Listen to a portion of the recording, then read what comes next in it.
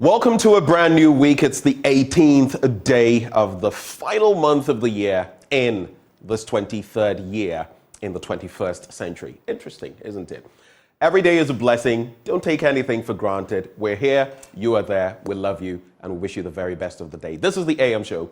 My name is Benjamin Akakpo. Now coming up, the news followed by the news review with Dr. Theant, he's Executive Director, Institute for Education Studies.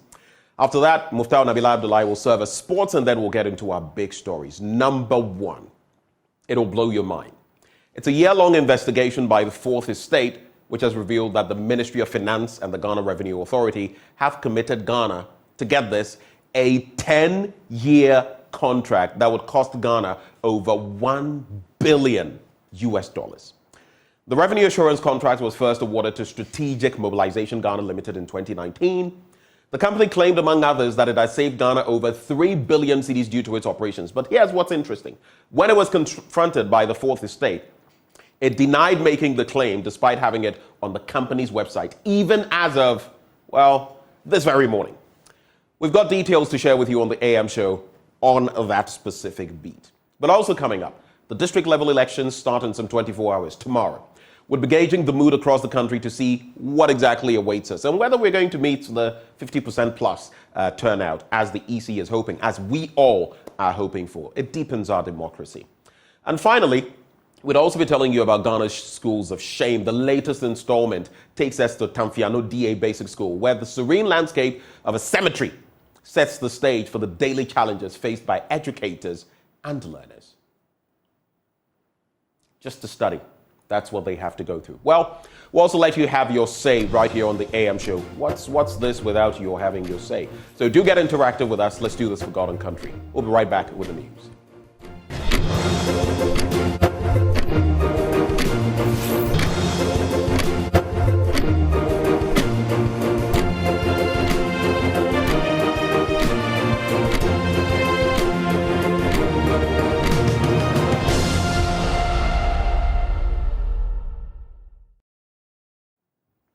Welcome to the News Belt on the AM show. In our first story, it's been a year since Vice President Dr. Mahamudu Bawumia inaugurated the 56.4 kilometer, $45 million Sino Hydro Corporation Road project.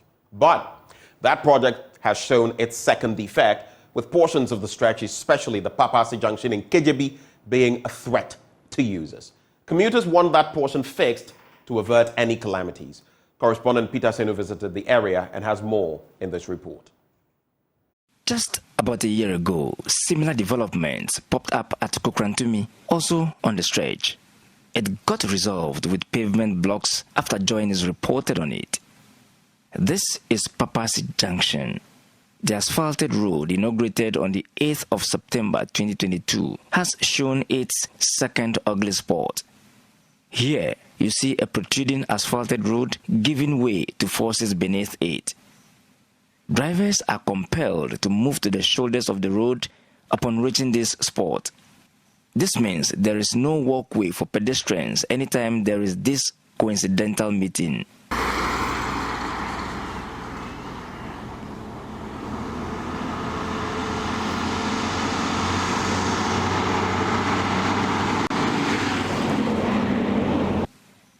First-time road users have had to scratch the bellies of their vehicles on it.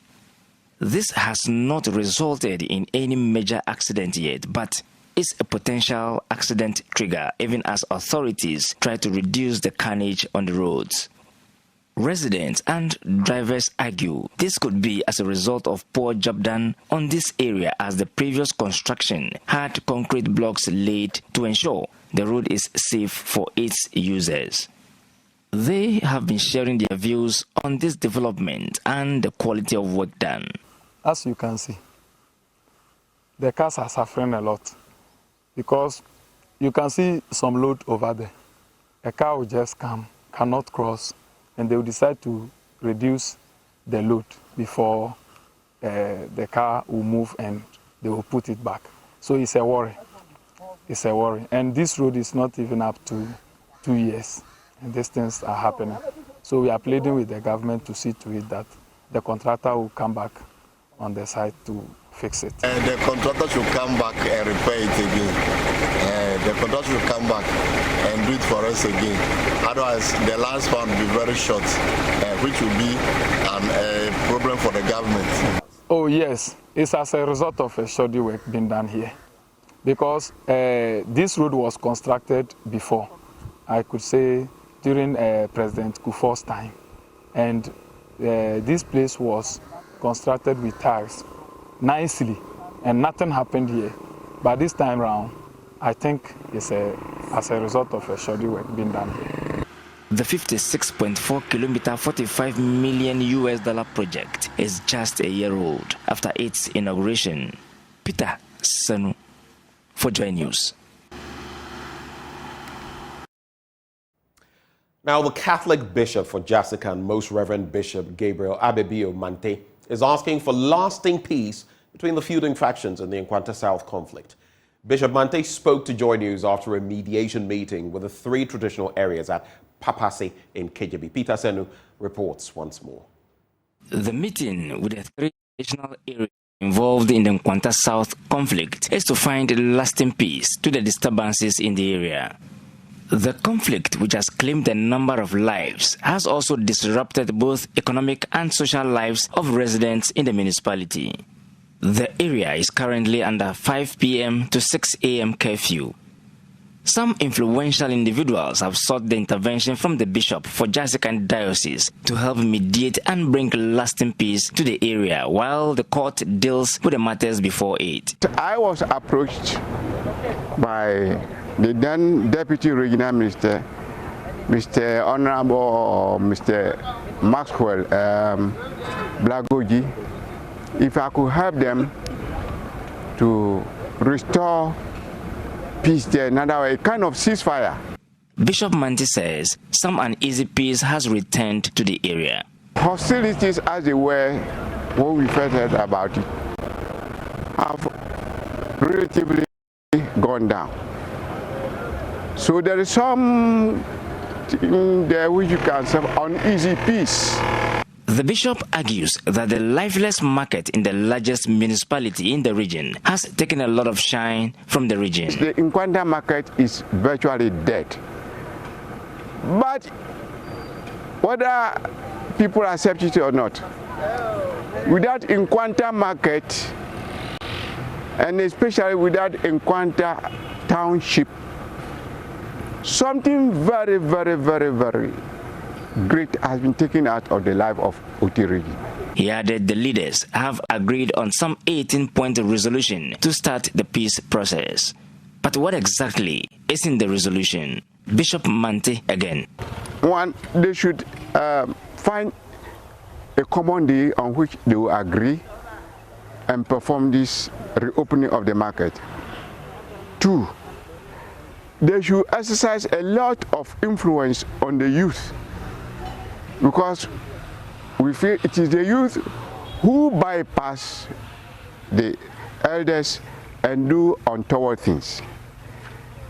Three, rumor mongering and misinformation should cease. And people who have been blocked or have been prevented from having access to their property should be given the opportunity to access their property. Now, Speaker of Parliament, Right Honourable Alban Bagbin, is worried about Parliament's inability to put the other arms of government in check. He says this is due to a lack of finances. He was speaking at a public forum on the 30th anniversary of Parliament in Ho in the Volta region. It's the right decision to go the democratic way. But we need to look at some issues that are debilitating. The House, the institution of Parliament, that is to lead this whole journey.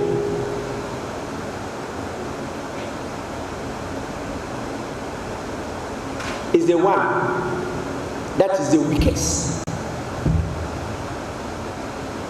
Not just because of the attrition rate, but the institution itself, which is made up of the parliamentary service, which is made up of the police service. We have now getting to about 500 police officers in Parliament, supporting us to do our work.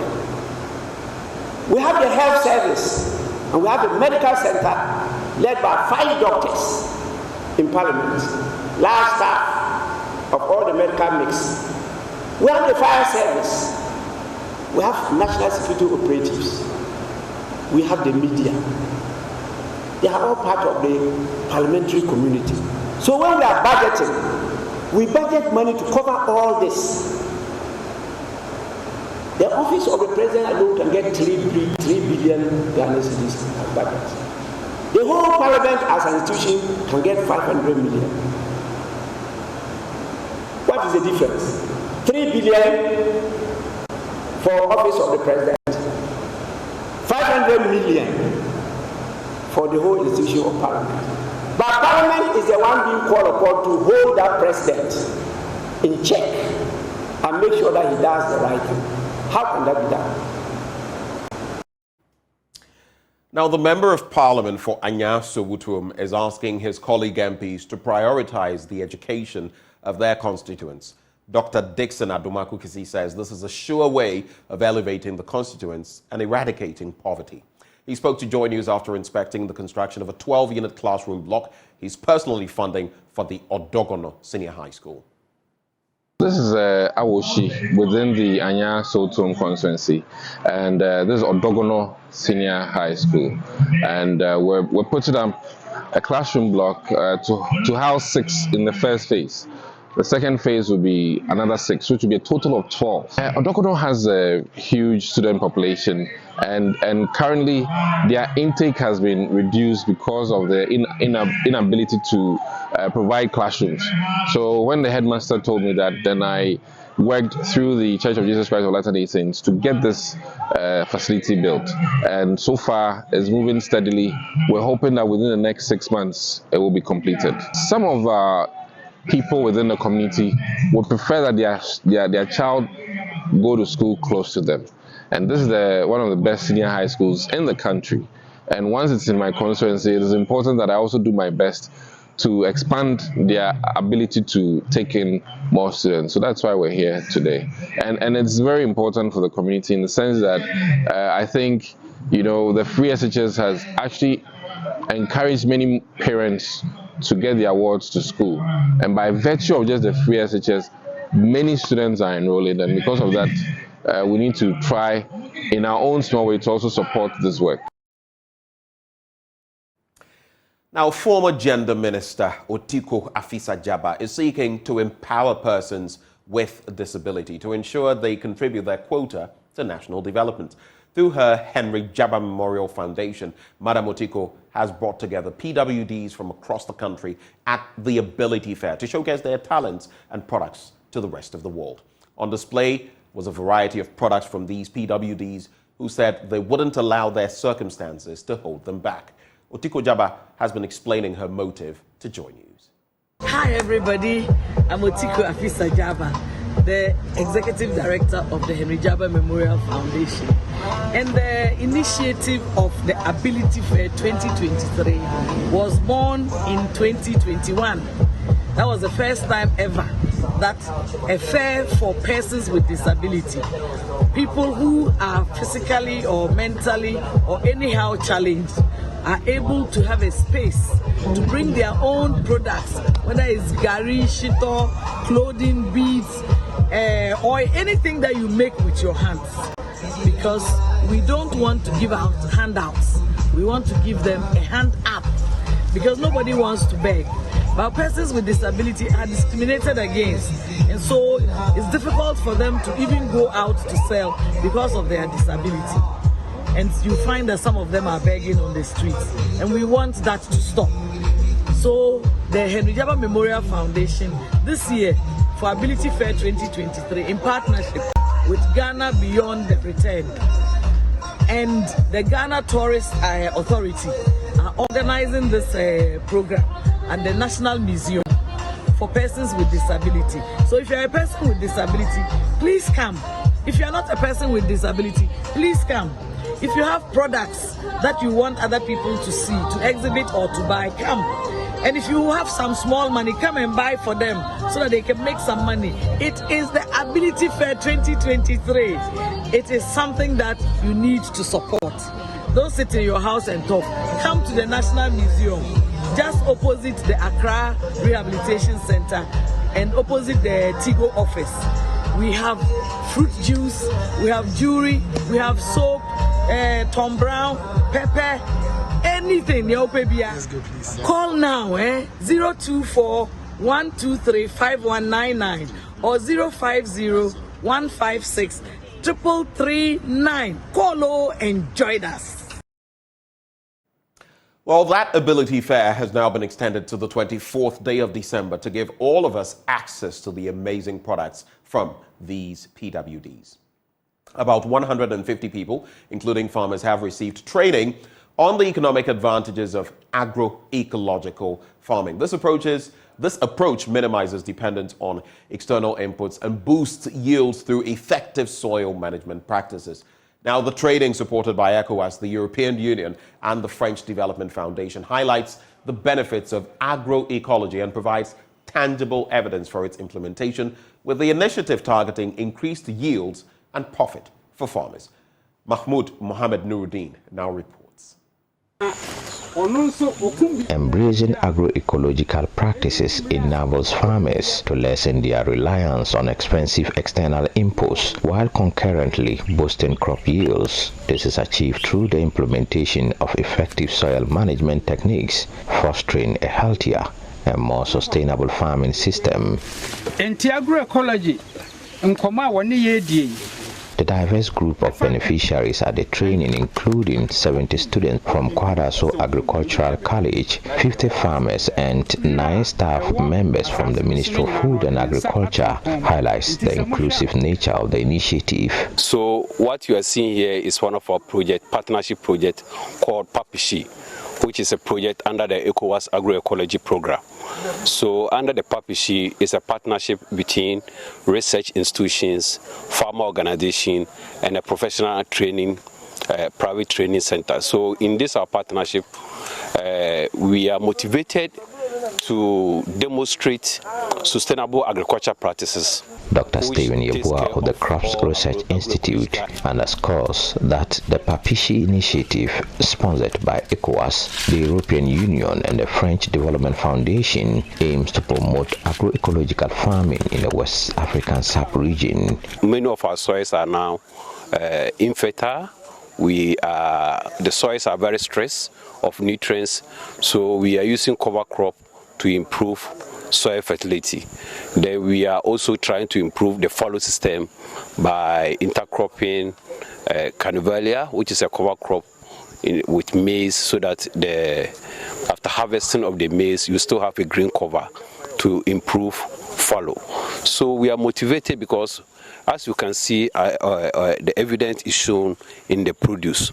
The yield is good. You see the maize yield is very good, and it is likely going to impact on income and livelihood of farmers. The project is executed in collaboration with key implementing partners, namely the Center for No-Till Agriculture, the Crops Research Institute, and the National Association of Farmers and Fishermen Award Winners Association. So at the end of the day, we are building a sustainable system where we will have an uptake by farmers within the enclave and then far away, because on this demonstration field we are bringing a lot of farmers to learn, a lot of extension officers to learn good agroecological practices, and then we intend to promote this and then increase uptake for improved productivity. Dr. Boa guided participants on the field tour, showcasing the favorable outcomes of implementing full soil cover with Mokuna in a specific area of the field. Na asase na obra na okoba bi foforo na okoba bi foforo be che wo mra no fa ne ntoma pefre na ntisa enti agroecology nkoma woni ye die ne fapem and say ye betimi atena asase no so enne ne ye nkwan na nyina na ye nchirima abenya wo chefa na se koba se abusua no asase bi da ho ne mfa ye nsan kan ya ye betimi dia to ho amma na kɔ nanim pa na nipa na dɔɔso no ye ho ankyere ye. Grace Achia, the Agriculture Director for Chimanwabinjan North District, praises the initiative and underscores its advantages for local farmers, particularly in terms of enhancing food production and protecting the environment. To my farmers, I would say that this is a good thing they have to embrace. In fact, they are crying a lot that the time that it has to rain, it will not rain, and then the sun too. The time that it has to, the sunshine is too much. So with these practices, protecting the environment and then growing cover crops, it will help their production and also reduce the cost of production, since naturally they control the cover crops control the weeds, so they will not waste much funds or much money in controlling weeds. So the Makuna, serving as soil cover, provides various benefits by revitalizing the soil through the litter fall from the Makuna and the accumulation of biomass. This process contributes to improving soil quality. A report by Mohamed Nuruddin. Fertilizer, fine, and that is the agricultural note on which we cap off the news. But stay with us, the news review is right up next.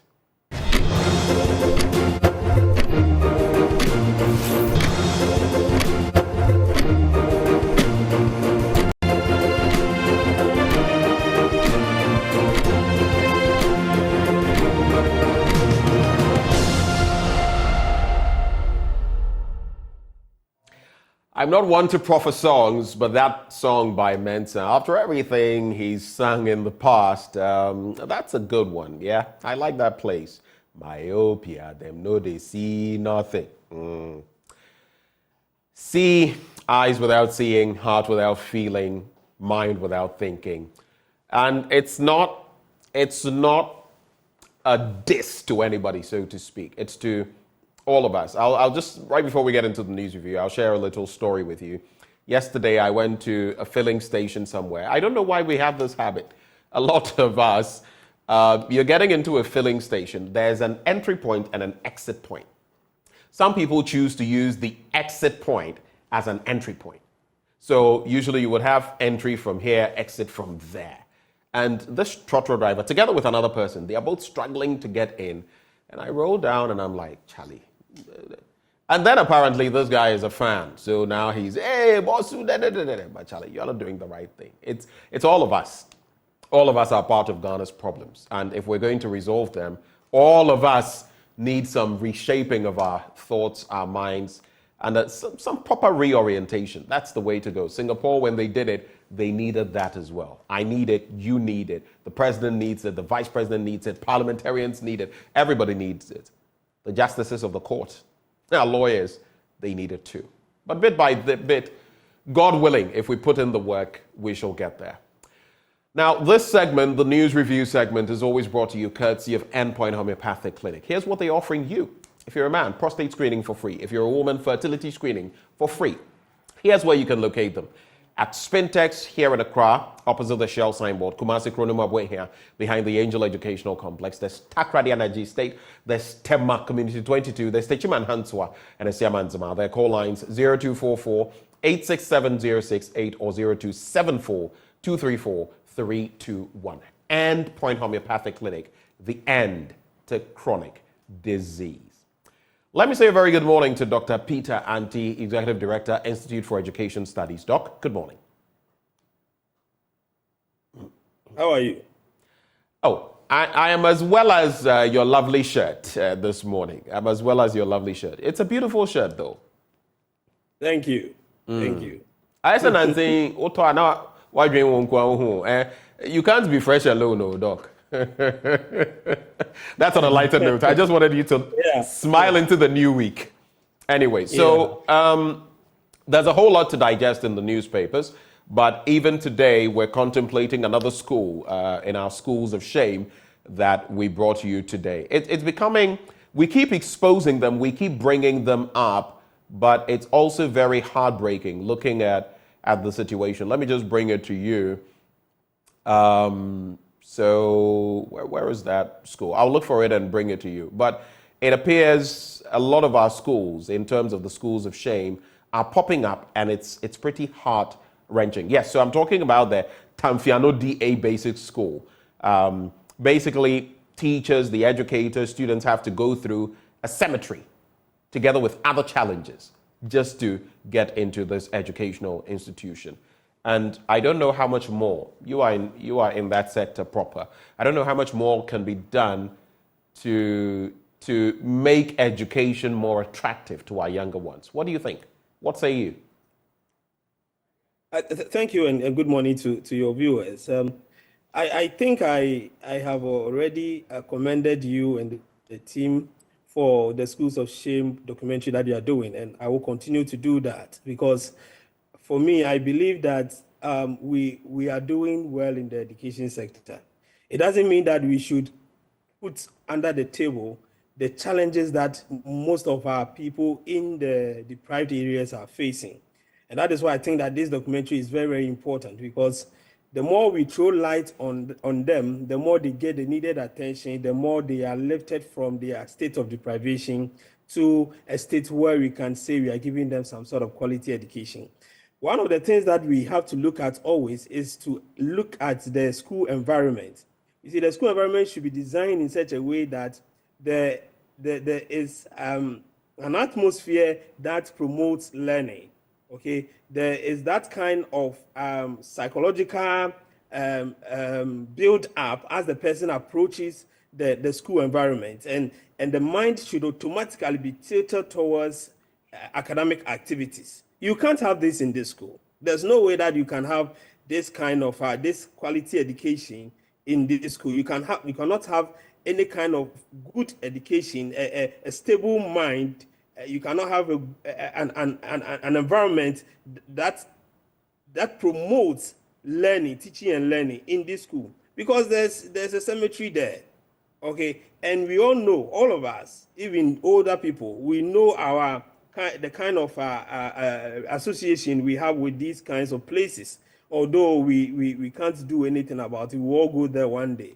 But what kind of mind, what psychological state do you think this case will be in as they sit in the classroom and they turn right and they turn left and they are surrounded by this environment? There's no way that the children will be able to concentrate and learn and come out to be something that we want them to be. So it's important that our leaders pay attention to some of these schools. And I keep saying that there are people who have been paid, okay, or who are paid always to go to these schools and then report the state of education that is happening in there. And these are the school inspectors, what we call the CISOs.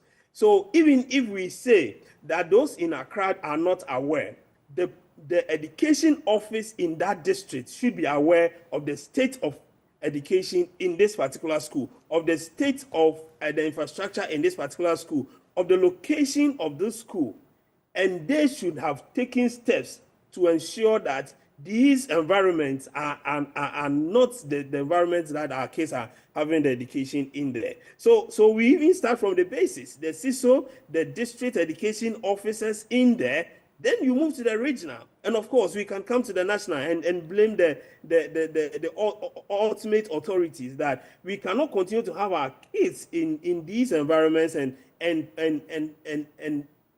make noise about certain achievements that we have made in the education sector. I don't think we need to continue this way. And kudos to your team and those who are doing the documentary. I think we need to show more light on these and other schools that are going through these circumstances. And I hope that as we go forward, the people will demand that the authorities in the education sector take action against some of these schools that we are witnessing. Well, thank you for those initial thoughts. You'd also have to extend those congratulatory messages to the likes of Jojo Kobena and Abla de Souza, among others. They are at the helm of some of these productions as we highlight the plight of our young ones. But let's get into the newspapers. I couldn't have gone on without bringing that to your attention. So now that we've got that out of the way, the Daily Guide newspaper this morning says, let our MP go solo, and Sawam chiefs say so. Economy responding to Bank of Ghana policies. That's according to Dr. Ernest Addison. I'm not lame duck president. Nana Jabs Bagman. Louisa Atajaman is NHIA deputy CEO. And those are some of the stories there. Let me get into them. But there's also this, interesting image. Back to IPAC and Lucky Dube in the background. I'm going back to my roots. And pictured there, General Mosquito, who is now chairperson of the NDC. I'm talking about Johnson Esiedun Ketia with his guitar. Blah, da, da, da, da, da. All the way back to IPAC. Anyway, I'm not lame duck president, Nana Jabs Bagman. President Nana Akufo-Addo has taken a swipe at the Speaker of Parliament, Alban Bagman, following his comments that he had become a lame duck president following the election of Dr. Mahmoud Bawumia as the new Patriotic Party's presidential candidate. Now, rejecting the tag, President Akufo-Addo said he was still president till 2025, which he is. Now, quote, Speaker Bagman says I am a lame duck. Well, that is his language. I am still the president of the Republic, and I will continue to do so until January the 7th, 2025, President Akufo-Addo said. The Speaker of Parliament, Alban Bagman, has asserted that the president was losing loyalty from key personalities in the MPP, including MPs after the vice president became the flag bearer of the party. But speaking at a meeting with chiefs and residents of Nima in Accra during the celebration to commemorate the 20th anniversary of Alhaj Fall becoming the chief of Nima as Nifuta, President Akufo-Addo said he was still in charge of the country until January the 7th, 2025. Should this even be a tussle? I don't know. But one thing, I think the president's response this time, I don't think was off the charts in a way, at least. He's just saying, reiterating that I'm still president until 2025, which is what the Constitution says. On the other hand, though, I look at the fact that he's gone a bit more quiet after the flag bearer, Dr. Mahmoud Bawumia, was selected or elected. And yes, the party is showing Baumia's face a lot more, maybe 80% more. But on the other hand, what would you expect? President Akufo-Addo is not going for another term. He is president, but he's not seeking another term. But Mahmoud Bawumia is seeking a term. So you can balance it out and strike the differences, but I guess it's politics in the end. I don't want to see any party with majority. That's the Speaker. Now, Speaker of Parliament, staying with him, Alban Sumana Kingsford Bagman, has stated that he does not want to see any party in Ghana with a large majority in Parliament, as a hung Parliament is the best system for the country. I agree. A hung Parliament, he said, prevents any elected dictatorship, emphasizing that the country has chosen the path of democracy and that it should be protected. And maybe I'll add this one before you come in, Dr. Anti. Police stray bullet kills woman. Now, a woman at Pig Farm, a suburb of Accra, was struck and killed by a stray bullet from police during an anti-robbery operation at the weekend. Now, a statement from the police said the woman was pronounced dead when she was rushed to a hospital. The body has been deposited at the morgue for preservation and autopsy, the statement signed by ACP Grace Ansan Akrofi added. It added that the leadership of the Ghana Police Service had visited the bereaved family and, quote, will continue to support them through these difficult times. Once again, we wish to express our sincerest and deepest condolences to the bereaved family. Yeah, so you can commiserate with them, but you can't give back the life. That's the sad aspect. Your reflections, Dr. Anti, before I go off on the Ghana Police Service. I think I'll just hold it. What are your reactions? Yeah, let me start with the last story. I think it's unfortunate that someone will lose a life in this state, especially getting to the end of the year. Everybody is protecting the family and hoping that they will enter the new year with everybody intact. So to lose a family member in this state is very unfortunate. And I think that it sometimes questions the professionality of our police people when they are embarking on some of these things. But accidents do happen. And so we would continue to urge the police to be more circumspect when they are embarking on some of these operations so that we will not have these casualties, especially innocent people who, through no fault of theirs, have to lose their lives because of these stray bullets.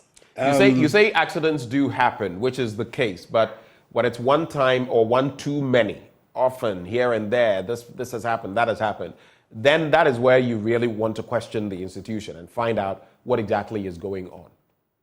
Exactly. Yeah, I agree with you. And that's why I said that the police are believed to be professionals when it comes to some of these things.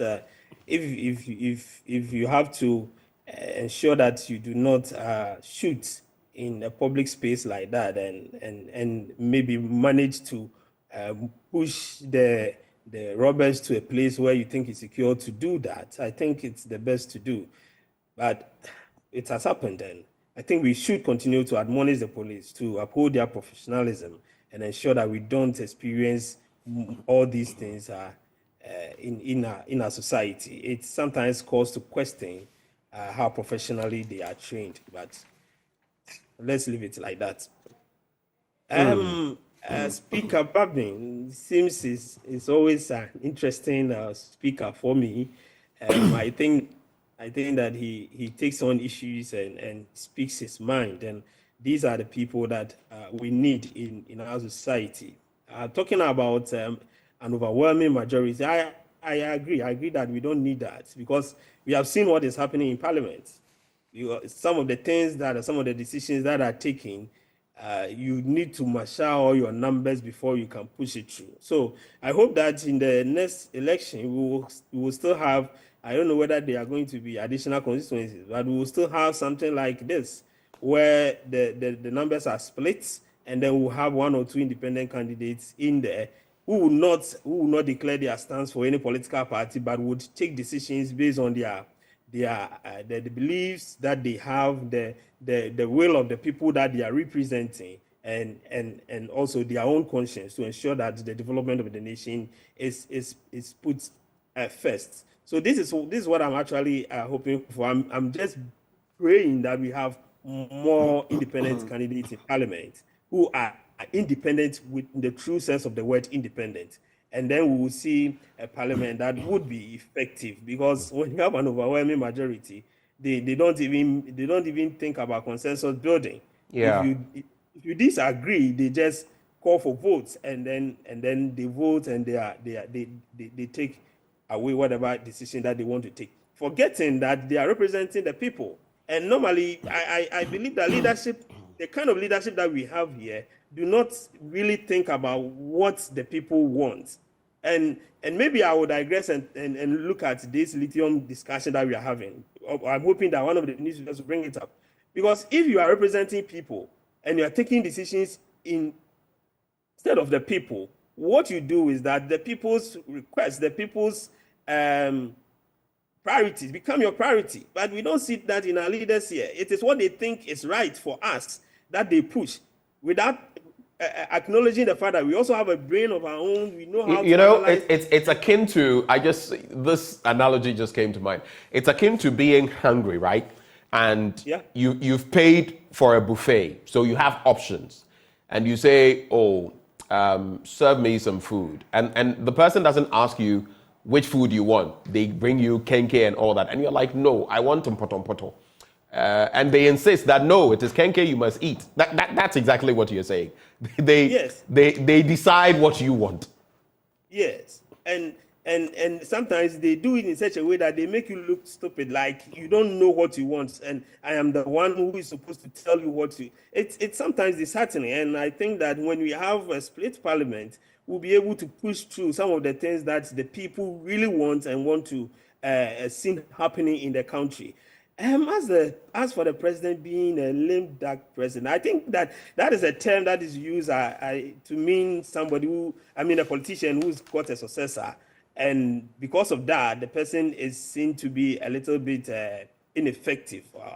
And I don't know what for the successor part. I think it is true, but I don't know what the other meaning the speaker was referring to. If it is for the person who's got a successor, then I think he's right. But to go further, looking at the word in dictionary and see the ineffective or unsuccessful bit of it, I don't think that is what the speaker was talking about. And of course, we know that the president is the president till 2025, 7 January. And for the New Patriotic Party, I think it's just politically right to now project their candidate, who is the vice president. Right. So the president should lay back a little and allow the vice president to do most of the work, and also at the same time, a lot of people would want to position themselves for other positions as the vice president continues to lead the party. So I think it's normal.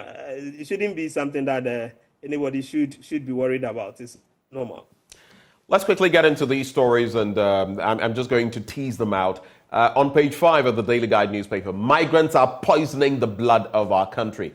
And it's that man again. Yeah. Donald Trump. Migrants are poisoning the blood of our country. Just weeks after using the fascist terminology vermin to describe sections of American society he dislikes, he again declared at a New Hampshire rally that immigrants are poisoning the blood of our country. When he was president, though, why didn't he purge all the migrants? And for him to find out what his economy in the United States will be. Mr. So-called Make America Great Again. I mean, I don't hesitate to take on anybody who speaks. I'll hold it there. I don't want to say certain things. But this man, I don't know. Everyone has an opinion, but some of his opinions are so abrasive. If you felt the Mexicans, all those people from other parts of the world, the African contingents there, do you know what they are doing for your country, Mr. Trump? I know you probably will never see this, but the American community in Ghana will see it. Likely the ambassador will see it. Such rhetoric is what gets, some of these countries in trouble and stokes unnecessary anger. Your economy was built on the blood of, and you're here talking about, anyway. I think even at the time that we are talking about a global system where we are supposed to engage and exchange so many things, at the time that we are promoting global citizenship education, at the time that people are opening their borders to allow people to come in and assist with the development of their various nations, I don't think that it's a good statement coming from somebody as powerful as the ex-president of the United States of America. And I believe that truly some of his statements we should have a second look at. I know he's an unconventional person, and I know that some of the things that he does seems to be off the book, but I think that sometimes it goes far above what normally statement should be saying. All of us are in the global system, we respect each other, and we've contributed to the development of all of us in terms of our various nations and other things. And I think we should be given the needed respect. I think, just very quickly so we can move on. Were you going to say something else? Were you going to add something? No, I'm okay. Okay. I was just going to add that there's unconventional and then there's thoughtless. There's a difference. Let me just bring this story. 61 people found dead in shipwreck off Libyan coast. They include women and children who have drowned following a shipwreck off Libya, a UN agency has said. I'm always concerned about these. But interestingly, just a few days ago, a Ghanaian who is in Libya currently, who's been trying to cross over to, is it Italy or so? He sent me WhatsApp messages. Apparently, during the COVID era many years ago, I'd had an interview with him. And he's talking about, so he's there, they tried crossing, apprehended, he was imprisoned, he was brought out, then some rebel group or something came and freed them. Libya now is quite a mess. And now he's sort of working with them and all that. And it's, Charlie, those of you contemplating this Libya thing, I beg you, think twice. Think twice. There's also Vatican cardinal handed 5.5 years jail for embezzlement. I'm Catholic, but hey.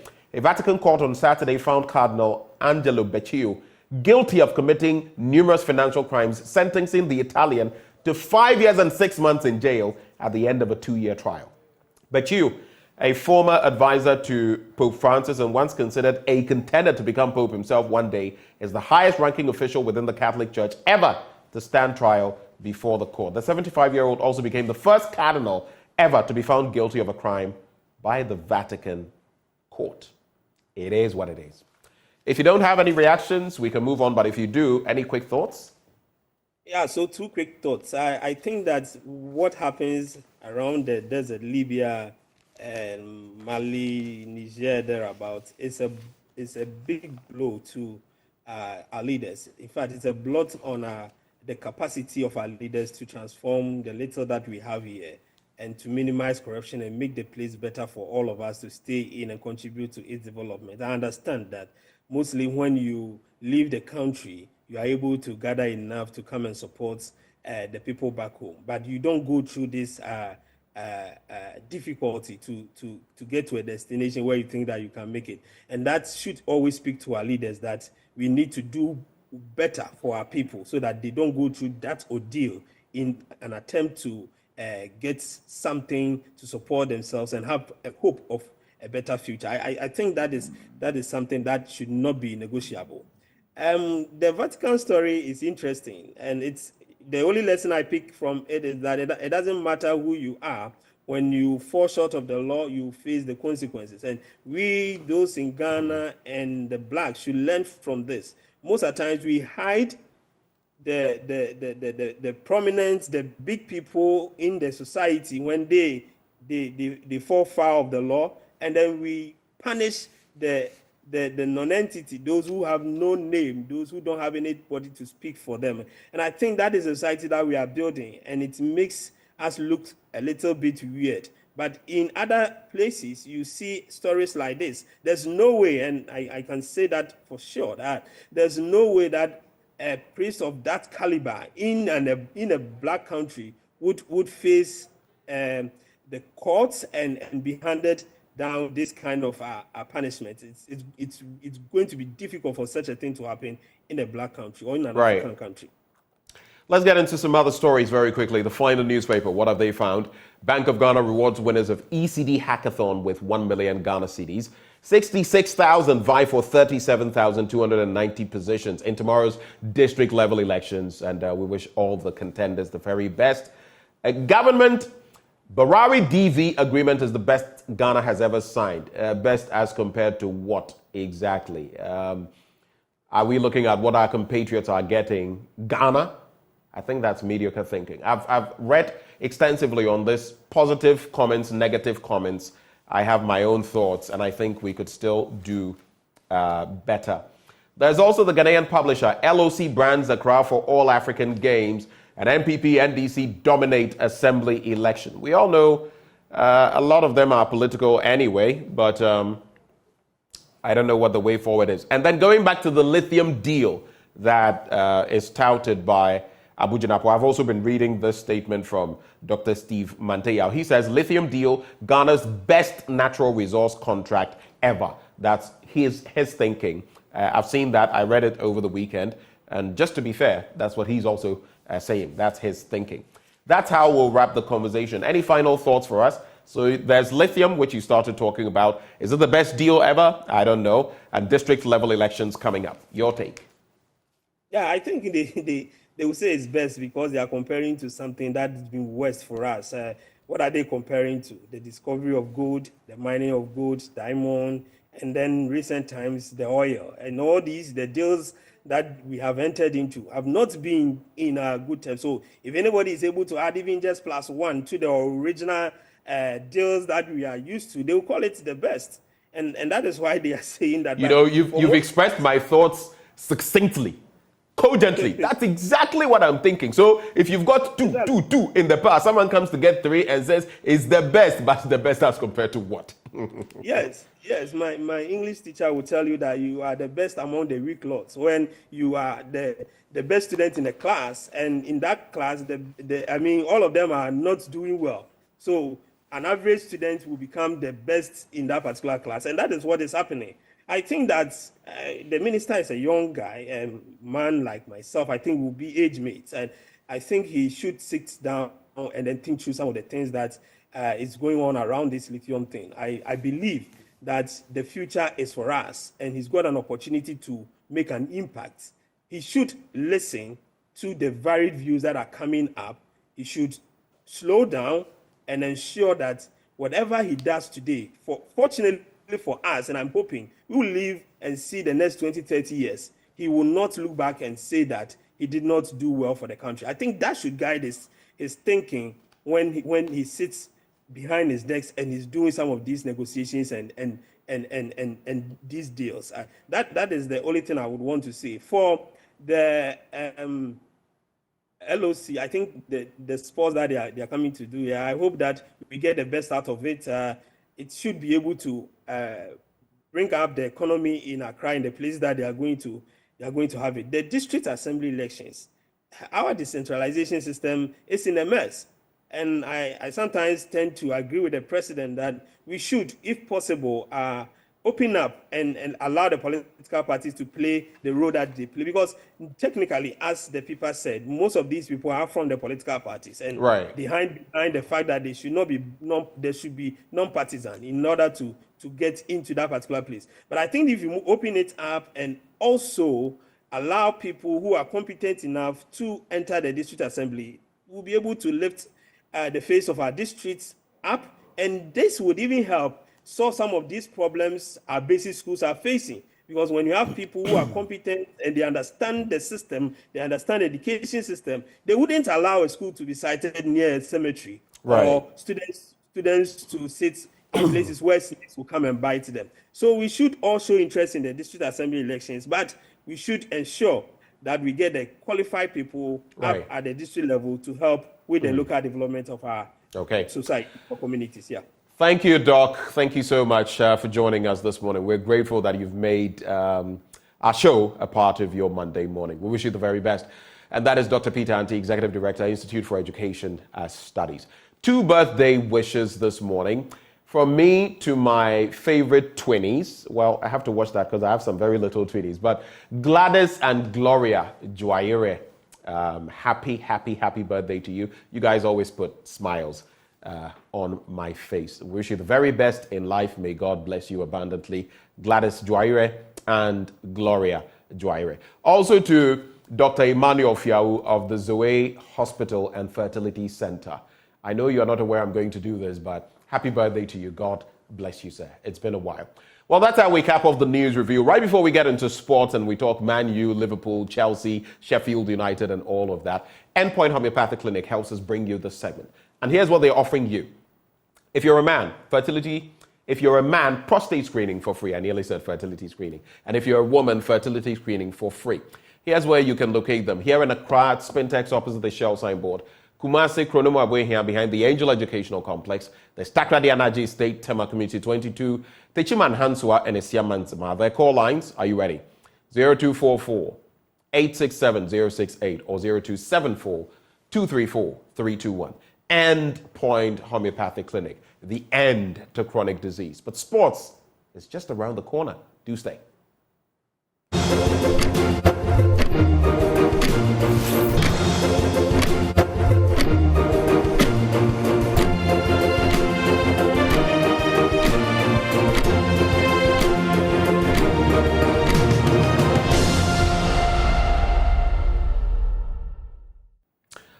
Welcome back on the AM show. We get into our big stories now. Now, number one on the chopping board.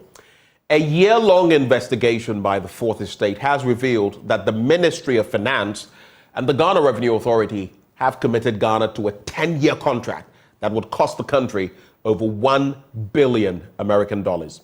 The revenue assurance contract was first awarded to Strategic Mobilization Ghana Limited in 2019. The company claimed, among others, that it had saved Ghana over 3 billion cedis due to its operations. When the Fourth Estate confronted it with evidence, it denied making the claim, despite having it on the company's website even as of this morning. Well, we bring you details of what exactly has gone into that, after which we'll bring you some analysis of the entire matter. Watch this.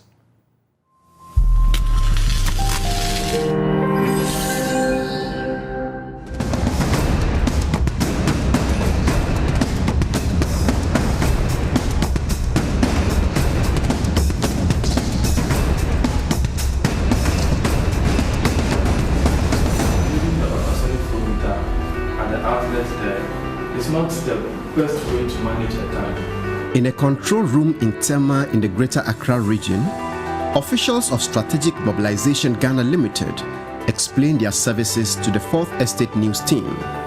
We have transistors which are engulfed in the ultrasonic clampons or the real sets. The company tried to convince our news team of its wild claims that it had helped to save billions of Ghana cedis that would have been lost in the downstream petroleum sector but for its intervention. More importantly, it tried to justify why it receives payments worth millions of Ghana cedis from the government of Ghana through its contract with the Ghana Revenue Authority, GRA. Currently, we are installing a tank gauging system. By the end of our second day at SML Ghana, however, we were convinced that a company, with the help of Ghana's media, had made false and unsubstantiated claims and is paid millions of cedis in a deal that appears to lack value for money. A few hours after our meeting, some of the claims began to disappear from the company's website. We were shocked at one point when government said they were bringing in an SML to actually sit at the depot where the product is lifted. And in fact, that is where there isn't much problem.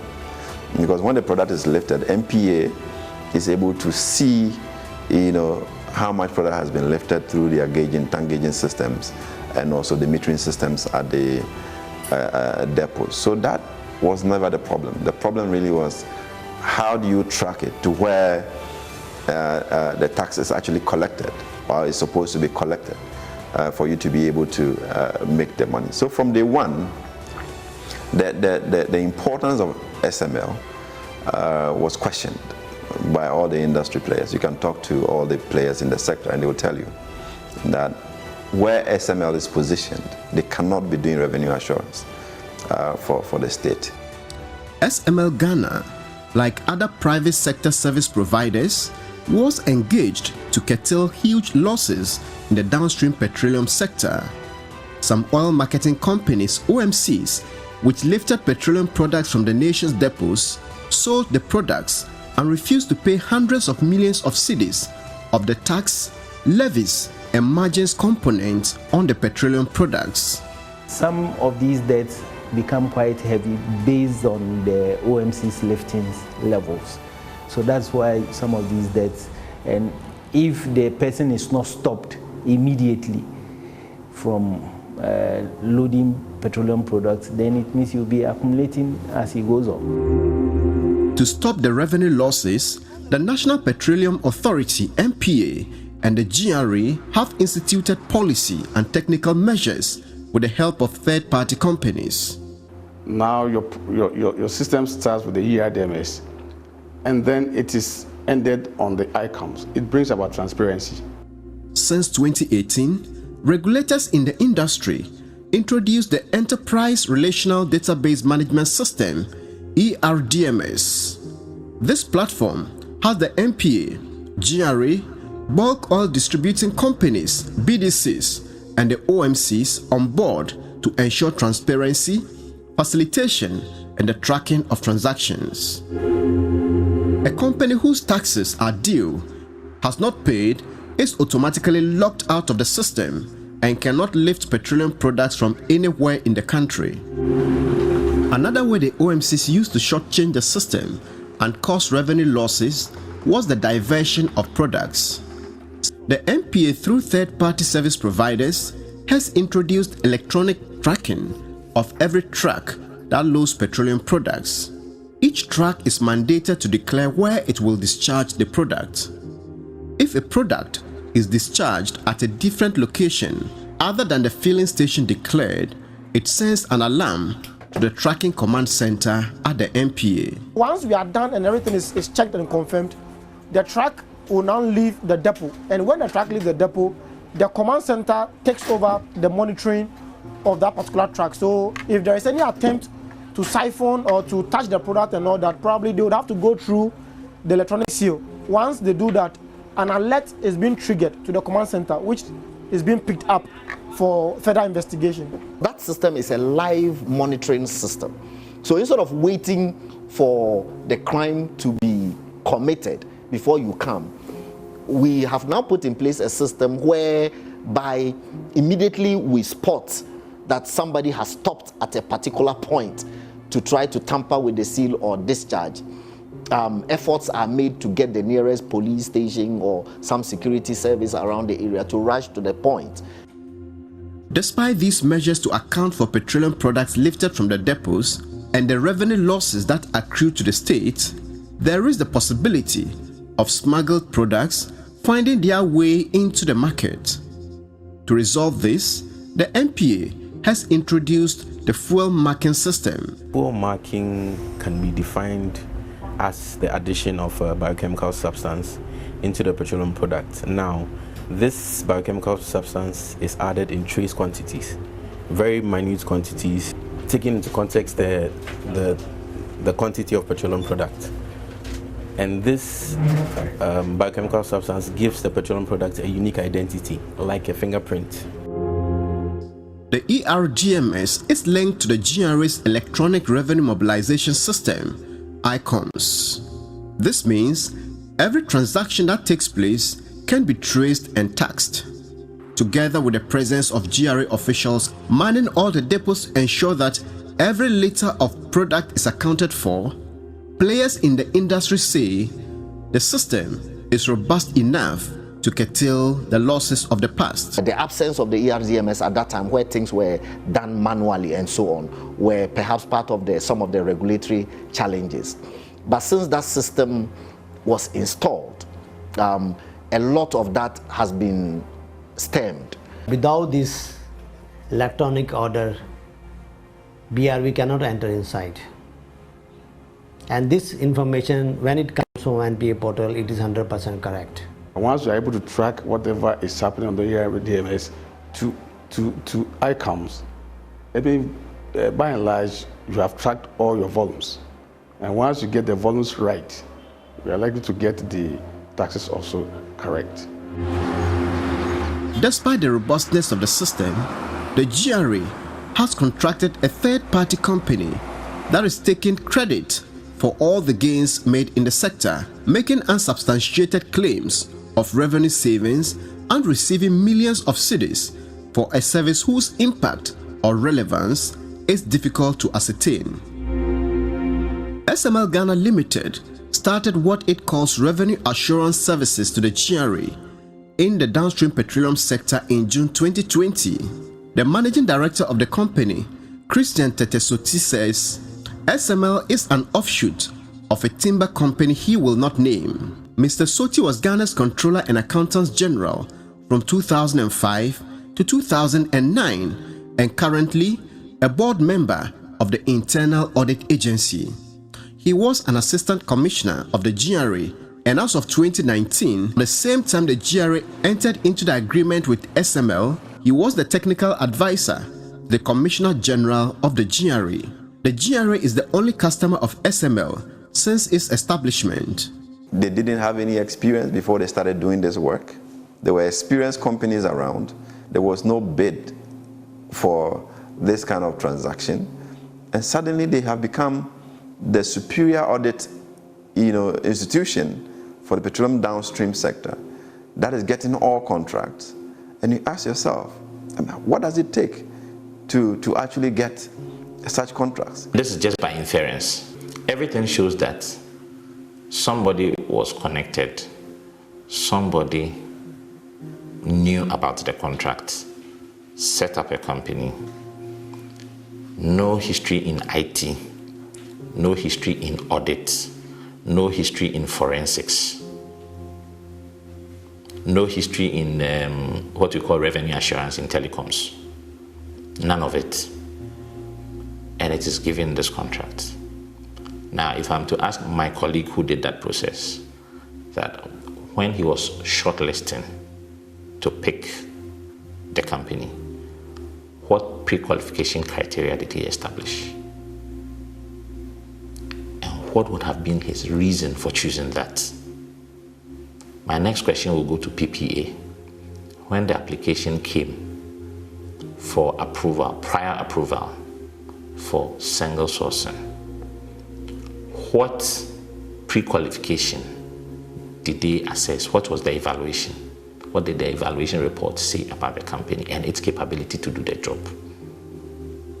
And on what basis was that approval given? Mr. Soti left his job as the technical advisor of the GRA Commissioner General in 2019 to manage SML Ghana in 2020 when the company started its operations for the GRA.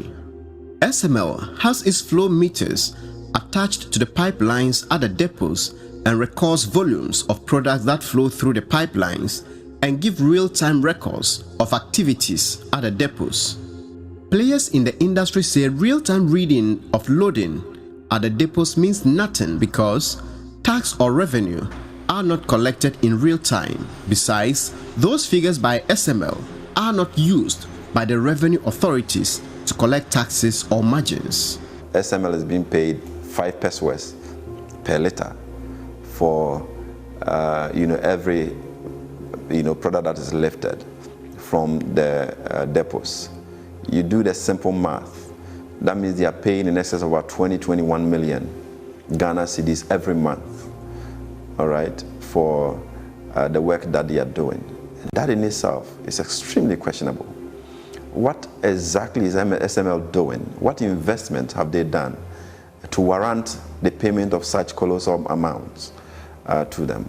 The electronic seals that they have installed at the depots, if somebody wanted to give that contract and was minded about value for money, the first question that comes to mind is what investment is SML doing that actually warrants that they are paid over 20 million Ghana cedis every month? These electronic seals that they have, it's not going to cost you $1 million to procure. So why are they staying on by that one-time single investment and taking such colossal amounts of money from the state? So we have our team also on field, and they are collecting that data. They scan it and it comes straight to our data center. SML Ghana also scans the way bills that GRA officials at the depots receive for later references. Some sources within the GRA say the GRA officials can scan these documents if they are given the resources to do so. They do not need a third-party company to scan the documents they receive. We are taking up the responsibility that GRA has to be able to do that revenue assurance and give it to private companies. Because what prevents GRA from doing that one-time investment of ensuring that they can track revenues, even if they want to have a concurrent tracking mechanism with NPA to be able to satisfy themselves? SML Ghana also indicated that its contract has been extended to include measuring the volume of products in the tanks at the depots. Currently, GRA officials take measurement of the products in the tanks every morning and close of day. Potentially, and I use potentially advisedly, we consider it duplicitous. However, we have agreed that we want to meet with them and understand the real rationale for which they also want to do an automatic tank gauging system. It doesn't matter if their automatic tank gauging system is supposed to gauge the tanks at the depots, whilst our system gauges the tanks at the filling stations. Through these services, SMS claims that it has saved the nation billions of cedis of revenue that would have been lost through under-declaration and other anomalies in the downstream petroleum sector. Our investigation has, however, revealed that the company's claims are false and unsubstantiated. For instance, in a report released in April 2021, the company made the following claim to back its operations. Quote, "The leakages in this sector are due to diversion of petroleum products for re-export back to the domestic market and also under declaration of volumes lifted for the domestic market. The authorities have been grappling with this problem over this period because of the inadequate knowledge by the GRA officers to appreciate volume measurements. From our investigation, it emerged that the GRA officials understood the volume measurements more than the SML staff. The GRA said SML churned out erroneous figures when it included inter-depot transfers to the taxable volumes and used that to calculate revenues. Petroleum products from one depot to the other cannot be used for tax purposes because it is only taxed when the product is lifted from the depot and sold to the public for consumption. Also on the website of SML, it stated its services as follows. Quote, the SML digitalization of downstream petroleum product measurement has stemmed the tide of underreporting, diversion, and dilution of fuel products and general non-compliance in the petroleum sector. Officials of the Petroleum Division of the GRA expressed shock when we put the listed services of SML to them. Before we started our interview with the Managing Director of SML, Christian Soti, the GRA officials present raised the claim and SML management denied stating anywhere that the company was providing those services.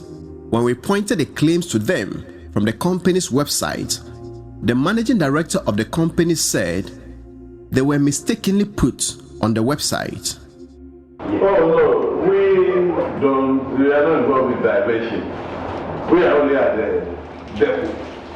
If the thing is lifted, we don't know. It's GRA system that will determine where it goes and they will follow us. We are not capable. We don't have men outside.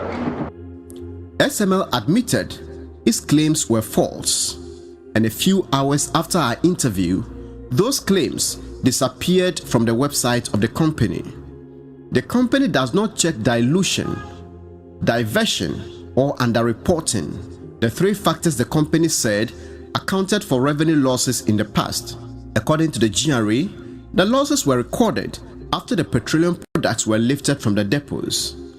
And SML does not play any role in the measures put in place by the regulators to curtail the losses at that stage. And if a company does not deal with any of the problems it said were responsible for the losses, how does it take credit for saving billions of cedis as a result of solving those problems? If you ask me about what SML has been doing, or my take on the contracts that they have with the government of Ghana, it's essentially a plug-in into the revenue stream of the state, taking money for no job done, essentially, because what they're supposed to be doing is already being done, and I haven't seen any cause for them to be in that space. SML Ghana claims its activities resulted in revenue increases, but the GRA has explained that revenue increment in the sector is due to two factors. It's not only the volume increase that gives us increase of revenue. Sometimes within the period there are changes in rates. The tax is on specific, it's on volumes. So as the rate changes and the volumes also comes in more than what it used to be previous year, the revenue naturally will grow. SML Ghana has admitted it does not add a liter of petroleum product to the volumes that go through the pipelines. The company can therefore not lay claims to the organic growth in the volumes of the product. The company does not also formulate the policies that increase tax rates on the products. The managing director, however, claims that the company takes credit for the incremental volumes in the industry because, due to its operation, those who had the intention to underdeclare volumes might be deterred. Now that we have provided a second system, this one is for the GRA monitoring. But in your monitoring, did you ever report or identify issues of underdeclaration? No, we don't get into that. We are only reporting the volumes that have been lifted. According to the GRA, however, even without the other electronic systems put in place, it would be almost impossible to lose petroleum products at the depots. A number of players with different roles and interests are present every time to police the product at every point, and without the GRA opening the valves, no depot or OMC can load petroleum products. The depot has a reputation to protect, because if day in, day out, people get to know that products get missing at your place, they are in for business. People will not come and store their products there. So even when there are no systems, it is virtually impossible. And we haven't had any such case, ever since. It is also important to note that although the GRA has contracted SML, the readings from the SML meters are not used by the GRA for its tax purposes. It has been the way-bill figure, which is meters, the volume that is being dispensed from the meters. That is the volume we use for tax purposes. Which meters? That is the gantry meters. SML has confirmed to the Fourth Estate that the meters at the loading gantries of the depots, which are calibrated by the Ghana Standards Authority every 6 months, take more accurate readings than the meters of SML. These are the readings that are used for tax and revenue purposes and not the readings by the SML meters. From the engineering perspective, if you have contact meters and non-contact meters, which of these two is likely to give you a more accurate reading? Okay, so the contact meters are always the best. We also know that the depots, they have the contact meters. Yes. You've alluded to the fact that the contact meters are the best. So, if the SML meters are less accurate and their readings are not the ones used for tax purposes by the GRA, can SML claim credit for the revenue increment in the sector? If you look at what NPA is doing tank gauging and also metering, it is even much more sophisticated than what SML is doing. On top of that, they also have tank tracking. They're able to track the volumes on every tank from the depot to the filling station. If all of that is not addressing the leakages that we do have, just having electronic seals at the depot wouldn't be a more effective way to ensure that revenue is actually generated from the downstream sector. The Fourth Estate also confronted the managing director of SML with the figures the company churned out as savings it made because of its operations. First was the claim in April 2021 that SML saved the state 1 billion Ghana cedis due to its operations. If you use the 2019 as a base, yes, yes, subtract this one, you get 1 billion for 2020. It's 800 million. Okay, about 800 million. Okay. Yes. The company started operations in 2020. From the revenue figures we obtained from the GRA, the difference in the total revenue from the downstream petroleum sector between 2019 and 2020 is 800 million cedis. If all the increment was attributed to the work of the company, it will still fall short of the 1 billion cedis it claimed to have saved. In February 2023, SML Ghana Limited again claimed that it had saved 3 billion cedis due to its operations. The company has admitted the services it listed on its website as curtailing irregularities in the sector did not exist and deleted them from the website. Even if SML was carrying out those services and all the incremental revenue within the period of its operations was credited to the company's efforts, the amount would be 2.4 billion cedis and not 3 billion cedis as it claimed to have saved. When we put these figures to the managing director, he made a shocking admission. That's why that 3 billion, I'm not. That's why I told you from the beginning. I said I don't know about this 3 billion. We cannot say your intervention saved 3 billion.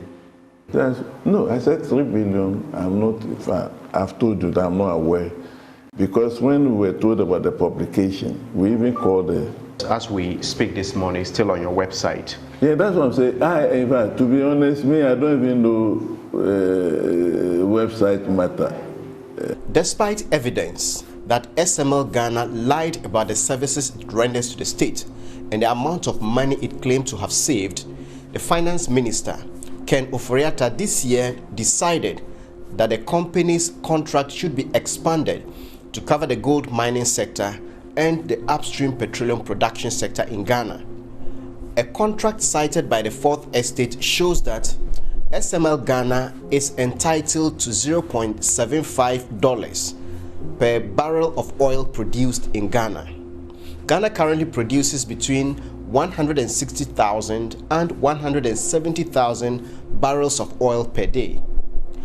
The country is expected to add an additional 80,000 barrels per day from the Pecan oil fields, which is expected to be developed a little over a year from now. The company is also entitled to 0.75% of the total volume of gold produced in the country.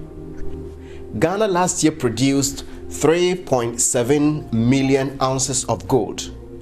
What this means is that per current arrangement, SML Ghana is entitled or will be paid over $100 million every year. This contract is for 10 years. The Ministry of Finance, the GRA, are yet to respond to our right to information request on these contracts. The regulator of the upstream sector, the Petroleum Commission, has however said it knows nothing about this contract. The Petroleum Commission also says it has no report on leakages or loss of revenue in the upstream sector. The reason this company is employed or contracted to monitor. Recently, Talo,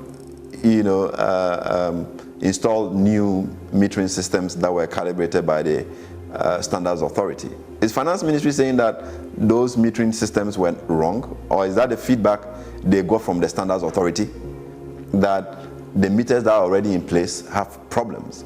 That requires that we bring in SML to now be the one that can accurately monitor petroleum production. When asked what his advice to the Commissioner General of the GRA on the SML contracts would be if he was still the technical advisor, Mr. Soti said he could not answer. That is not a question for me to answer. I'm not. How do you charge for your services? Is it billed based on the quantity you check or the revenue made? That is handled by another department. I'm only handling the operations.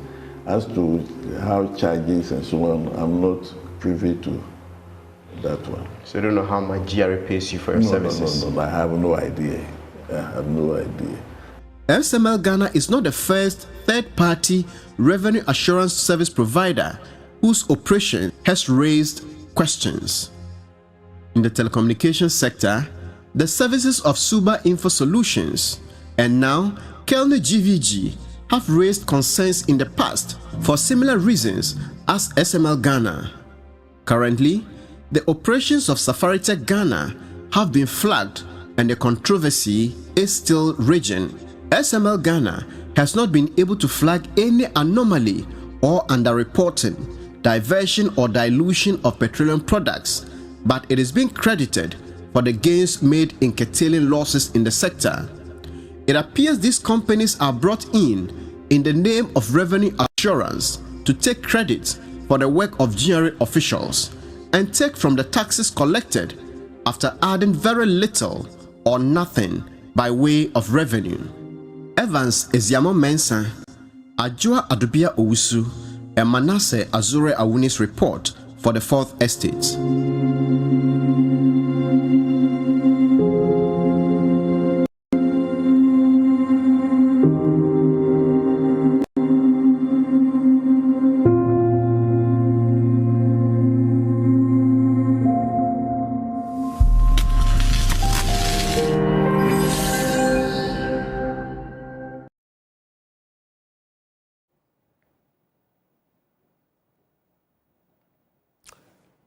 I have intentionally kept silent because it's still sinking in for me. What would you call it? A scam? A barefaced lie? Is the country in the grips of a thieving cabal? And how do we get out? Joining the conversation, Manasseh Azure Awini. He is editor, The Fourth Estate. Later, we'll have Benjamin Boache join the conversation from ASEP's angle. Manasseh, good morning. Good morning. But just a bit of correction. I'm no longer at the fourth estate. I'm in school now. Right. I didn't catch the end. You say you're no longer with the fourth estate and you are? In school. Okay. All right. We'll talk about school later. For now, let's focus on the meat of the matter. Manasseh, I mean, this has given me goosebumps, goose pimples, and it wouldn't be the first time. Every time you get shocked and you get even more shocked. But I'm looking at the tail of the tape, I'm looking at the facts and the figures, and nothing seems to add up for me. But let's start from the very start. What got you sniffing on this trail and exposing all of these things? Yes, the newspaper articles, but walk us through what went through your minds initially when you saw these claims and what road it led you down, to which end we have this expose. Okay, it started with the perennial problems in the downstream sector, because almost every time the NPA released a statement, you would hear that some oil marketing companies had lifted products and sold, and what was supposed to go to the government by way of taxes and margins doesn't. And some, according to the NPA, even disappeared. And the GRA also from time to time published names of oil marketing companies that were indebted to the state. So the initial idea was to do a comprehensive documentary, understand why the problems were there and what was being done to curtail these problems. And so we started from the NPA, which we knew was doing a lot in that sector.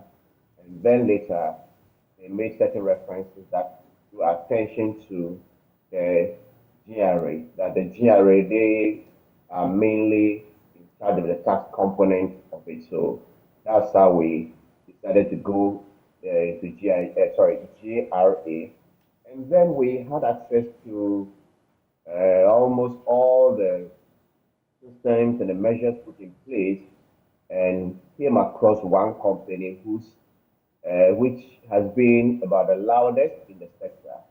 But as we found out, it is not solving any of the problems identified: diversion, underreporting, dilution, or even people lifting and not paying. This company isn't involved in detecting any wrongdoing, and they actually admitted that. So that's how come the focus was on SML Ghana. How curious did you find it? Because you look at the work of the GRA, the NPA itself, depot officials, like you've mentioned, and there's a plethora of other groups that have been brought on board. There's the ERDMS, there's Nationwide Technologies Limited, there's Rock Africa, even outside of the work of SML. And all of them are supposed to be doing something. Some of them are. But how curious did you find it that, per this report, the GRA, the NPA, the depot officials were practically in control, yet we had to bring in the SML? Well, Andy, I think one of the problems has been that if you don't go into this system, you may be tempted to think that officials or those customs officials or GRA officials know nothing, or they are not doing any work. This documentary exposed me to the fact that the customs officers are working so hard. They are at every depot, climbing the tank every morning to gauge, ensuring that no truck lifts without having gone through the ERDMS and all the systems. So it is one thing that I discovered, that sometimes the excuse is often created that the state officials, customs, GRA are so inefficient that they bring these people. And this company even made a claim that the problems existed because of the lack of understanding of volume measurement by GRA officials, which to me is a bit unfair to the hard-working officials of the Ghana Revenue Authority, especially the customs division in this deal. But the question is, why do we need third-party companies. We bring them in according to the experts when there are things that the existing systems cannot resolve. If there's a technology that is not available or cannot be used by the GRA, then it makes sense to bring them. In the case of SML, we struggled to find what it was that the GRA couldn't do that they were brought in. And as you mentioned, the other companies, if you take Rock Africa, they are checking they are doing electronic cargo tracking so that if you load and you're supposed to discharge in, let's say Burkina, you end up discharging in Volga, it will trigger an alarm. There are dilutions and diversions and some people smuggling products in, and they have nationwide technology, which is also checking the dilution. The ERGMS has come to ensure that both customs and then the NPA are able to disable any company that owes margins and taxes from loading products. So the question I think Ghanaians should be asking the GRA, the Ministry of Finance, and SML, that which of these problems is SML solving? The response we had from the ground is none of them.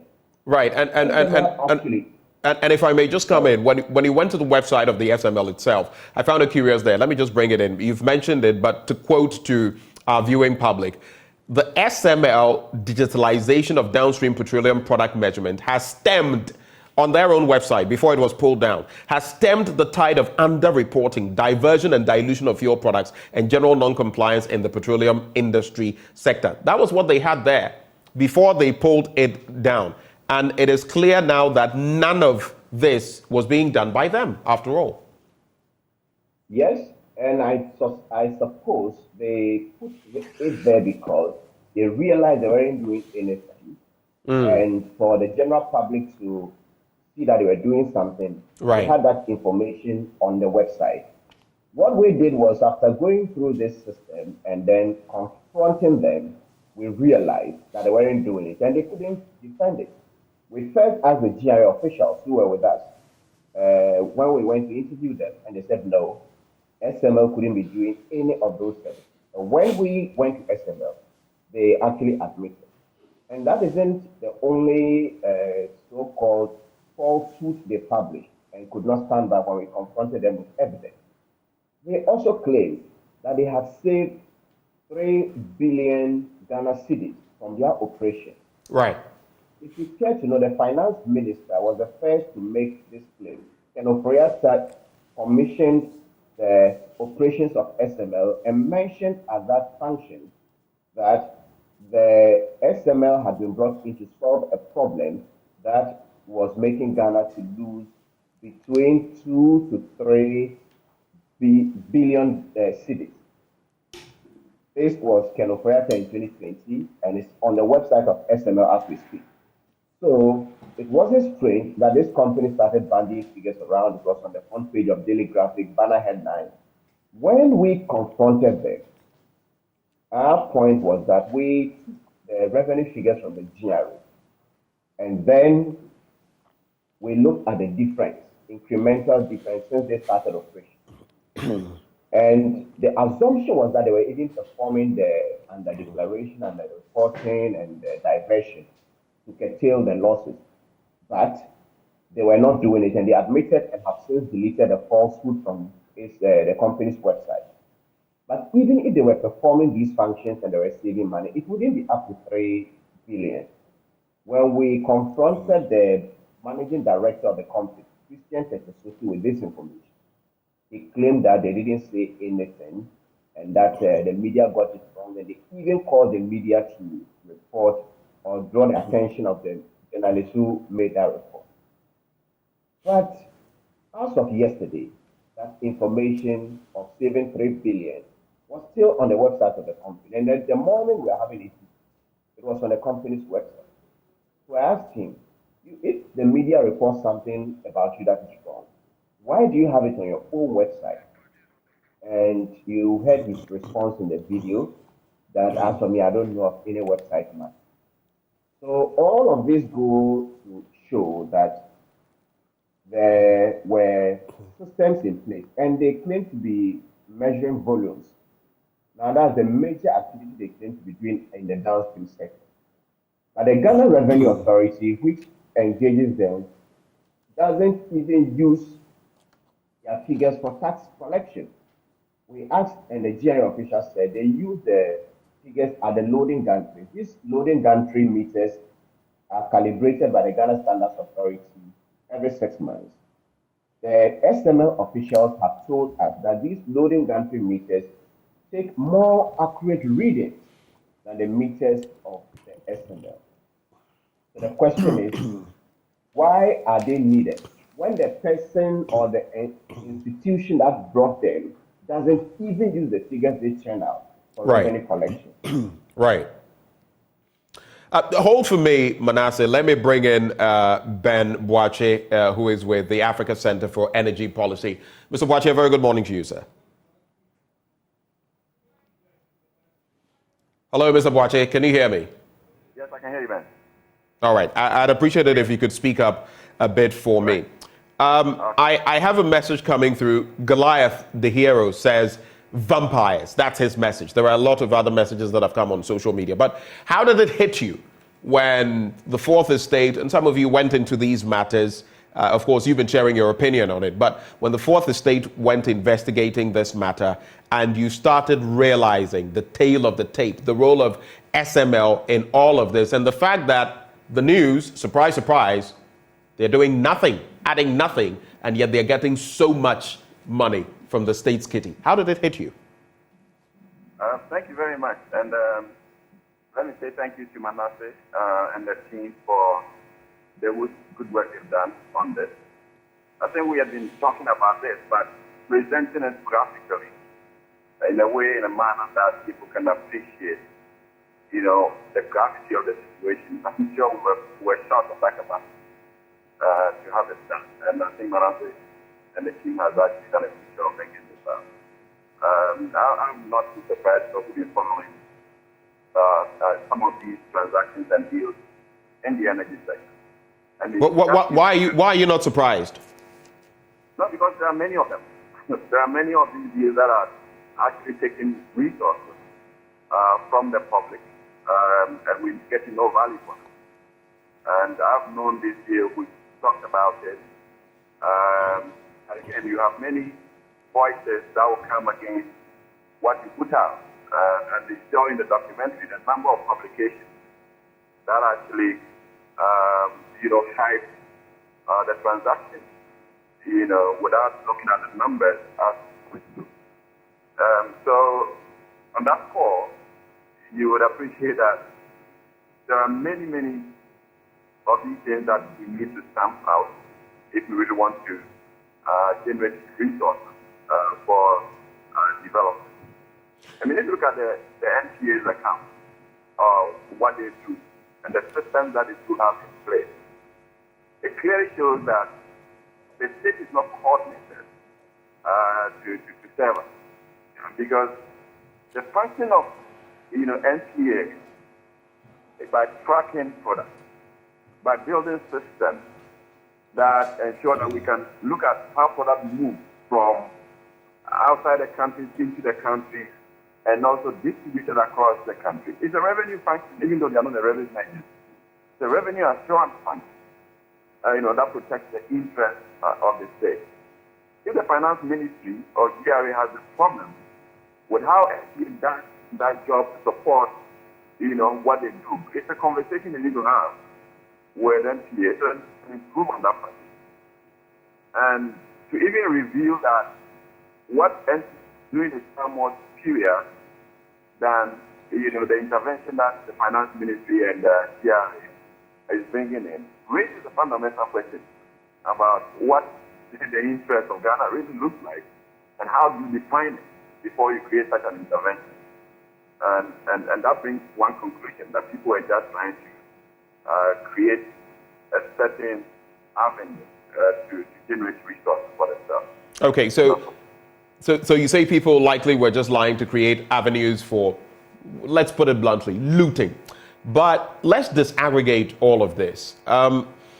Where would you, because look, you have the NPA in there somewhere, apart from all the others, Rock Africa, Nationwide Technologies, ERDMS, and the SML. The governmental bodies involved, you look at the NPA, it's in there. The GRA is in there. There's the Ministry of Finance.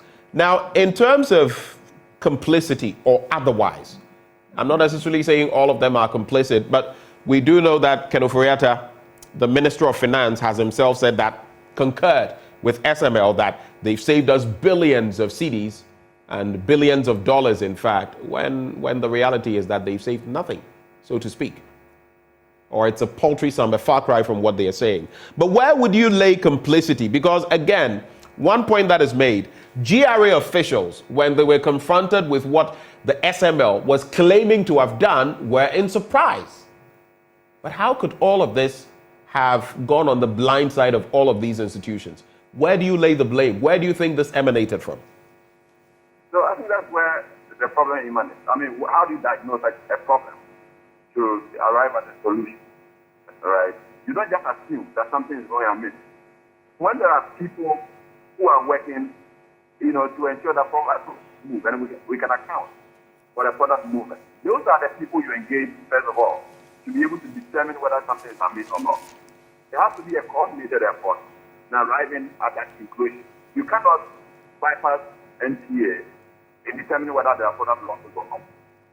All right? You cannot bypass national security in ensuring that we can track products and how they move across the country, because they are part of the agencies that actually operate in that space. There is Navy, there is BOT, also another state agency. All of these agencies are working to ensure that the state can track the movement of products and account for revenue in the state. So for the finance ministry, you just wake up and say, oh, we have seen a problem and we have a solution. That in itself is a problem. And that's what gives everybody the confidence that it wasn't a solution to address any problem, but just to hide some of the revenue for something. Manasseh, you've heard Benjamin. He says this was not a solution to resolve any problem. It was a solution to hide money for whatever purposes. So I'll come to you then. The NPA, the GRA, the Ministry of Finance, what did they do right or wrong with this SML arrangement? What did they do right? What did they do wrong? Each entity. I want you to address those issues. The NPA, the GRA, the Ministry of Finance. Manasseh. What I know is that the NPA is not involved in SML. The NPA is the one that has the other functions, the ERDMS, which is connected to customs the integrated customs management system. They call it ICONS. The electronic system that customs uses to aid its work. The ERDMS is connected there. The command center, where the tracking of vehicles. So if you load a product and then you are fixed with the electronic seals, if you don't get your destination before you tamper with them, they would send an alert to the NPA's command center. Rock Africa also comes under the purview of the NPA. So we did not find evidence of NPA's involvement in any way in SML. NPA was rather a bit taken aback when SML was asked to do automatic tank gauging, because NPA said they had done tank gauging of even, I think this is the most comprehensive one, the various filling stations. They're able to tell how much product is in the tank, or a particular tank at the Shell filling station in Kokomlemle. That's what NPA has done, and they said they wanted to just get to the depots and then they have an end-to-end. So the CEO, Dr. Mustafa Abdul Hamid, was surprised when we said the SML was also into tank gauging. So we don't see anything connected to SML from NPA. What we do know is that SML is the creation of the Finance Ministry and also the GRA, and at least we have a letter that showed that the finance minister had made a determination that their contract should be expanded. If you ask me, and that's by the 100 million, which will also involve, yes, gold coming on board. Gold mining, gold and oil. Upstream production, yes. So that is what we know. But if you ask me what they have done right or what is right, I cannot state a single thing that is right with this contract. And when we went asking officials, even the SML, it finally came down to the fact that, well, we are taking credit for the gains because since we started monitoring, if somebody had the intention to do wrong, they may not do it because we are on board. And then we ask, have you ever detected any wrongdoing? And they say, we don't go into that. So I struggle to find a single, just one advantage that the operations of SML has brought on board. That is not already happening. The major thing they claim to be doing now, actually two, apart from the tank gauging, which NPA has issues, the major things they are doing before the coming on board of the new contract has been the measurement of volume that pass through the pipes at the depots. And they told us that the loading gantries meters take more accurate reading because they are contact meters. And the person or the entity that engaged them is not even using their figures. So why are they there? They also claim, they also scan weigh bills, which the GRA officials collect as part of their duty. So they take their weigh bills, they give it to SML, and SML will scan. So we ask the GRA, so is this something that the Ghana Revenue Authority, the customs officials, and some of them are experts in IT, is this something you cannot scan? You take a weigh bill. So Joy FM, let's say, has a business with somebody, and then you do generate weigh bills. Then you go and contract another entity, pays them so much just to scan the weigh bill. The GRA officials told us that, look, if they were given the resources and asked to do this, they could do it. So if you ask me a single thing that is right, I'll struggle. And then the gold mining sector, we spoke to experts in the industry who said, look, at the gold room in the various mines, we have GRA officials and also PMMC officials. The GRA officials ensure that taxes are assured, and the PMMC officials are the assayers for the government. They take whatever gold that is produced to their labs to test and know the percentage of gold or actual gold in each bag. So this expert says, if you are bringing someone in, are you saying that you don't trust the GRA officials there? You don't trust the PMMC officials there? So are you going to take them out and then replace them with SML?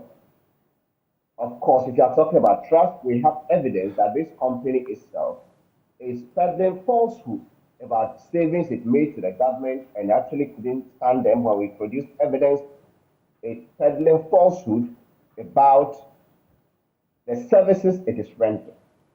Can you blame them? Can you blame them, Manasseh? Because the finance minister himself, who should know better, also regurgitated that. Can you blame them? You can't, can you?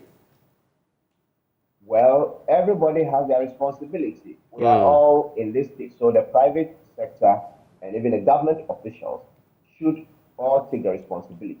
But the question experts are asking is, so when you come to the gold mining sector, are you going to take out all the state officials that are there? And I'm told that the gold, when they are going to refine it from the factories, security helicopters manned by security, come to pick it from the mines.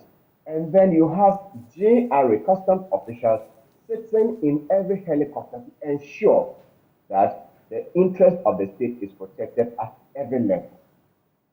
So the question is, Are they going to take all these officials out? If no, what is SML coming to do that GRA officials, customs officials aren't doing at the mines?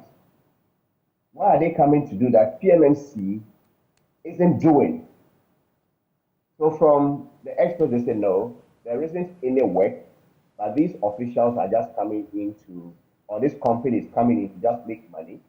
And the contract we cited said that they are going to take about, they are going to take 0.75% of mineral production. Right. That's the gold production. And that is so much money. That deal alone is in the range of $50 million every year. And this is what they are making in that sector. You go to the upstream sector, and they are going to be making $0.75 of every single barrel of gold produced and all. So the question is, what are the officials doing wrong that this company is coming to correct? Okay, we so know that in the downstream sector, they haven't corrected anything. Manasseh, I want to move on to Benjamin. So just clarify for me, just give me a straightforward answer. You're saying that as far as you are concerned, you can recuse, you can excuse the NPA, they are not even in here. The GRA, they are doing their bit, and with the right resources, you mentioned the waybills and the rest, they'll be able to, take care of the entire system. So you're laying the blame wholly at the doorstep of the finance ministry, right? That is not what I'm saying. So clarify. So if you go through this arrangement, it is a contract signed between the GRA and then Finance Ministry on one hand, and then the SML on the other hand. That we get, but you've broken down the work of the GRA, and I'm saying, so as far as the GRA is concerned, do they have any culpability in here, or is it squarely at the doorstep of the Finance Ministry, or are both of them liable?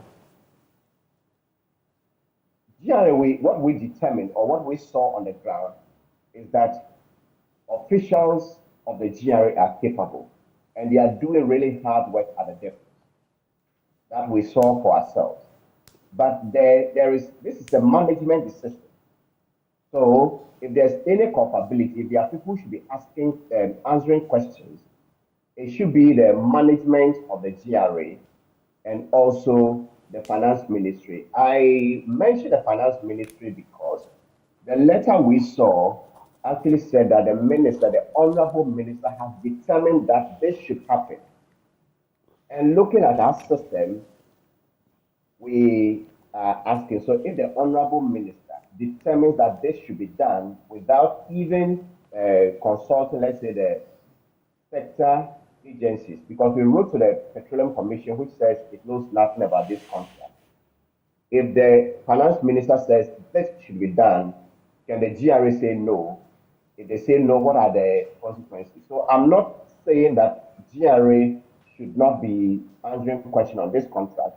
Okay. But just to draw the distinction that the impression created that the GRA is incapable, that the customs officials we have are empty heads, they don't know anything. That impression is not true from what we found on the ground. Okay. They are working really hard and they are making impact, which SML is actually taking credit, because if you ask SML, if you ask GRA, if you ask the Finance Ministry what exactly that SML is doing to revenue, that wasn't there before they came in, you will not get a single answer. Right. Because the company itself has backtracked on what it claims to be doing. Right. Hold for me, Manasseh. Thank you for that clarity there. So yes, the GRA has its own questions to answer, and the Ministry of Finance especially. Now you look at these sums over here. Looking at the contract expansion, the $100 million that SML stands to gain, and per every amount of gold that is going to be brought to bear, 0.75% of the total amount of gold. Like we said, $50 million in one instance, another $50 million. You're looking at about $100 million. And we're saddled with this for 10 years. 10 years. Tied to the apron strings of the SML. Benjamin Wache, looking at everything that we've elaborated on, I like calling a spade by its proper name, a spade. Does it smack of fraud? Is this fraudulent? Let me, first of all, answer the question you put to Manasseh on who is culpable.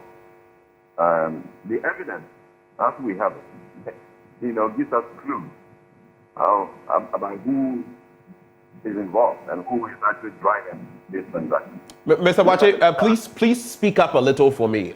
There's some distortion with the sound. So I was making the point that if you are tracing who is culpable or who is behind this transaction, the evidence that we have available now gives us the clue. You have a letter from the finance minister's office, not even the ministry, but the ministry is structured to have chief directors and other directors who are responsible for specific actions. But this came directly from the office of the finance minister with its aid writing to GRA to say that we have negotiated with SML to do an expansion of their role to cover gold production and oil production.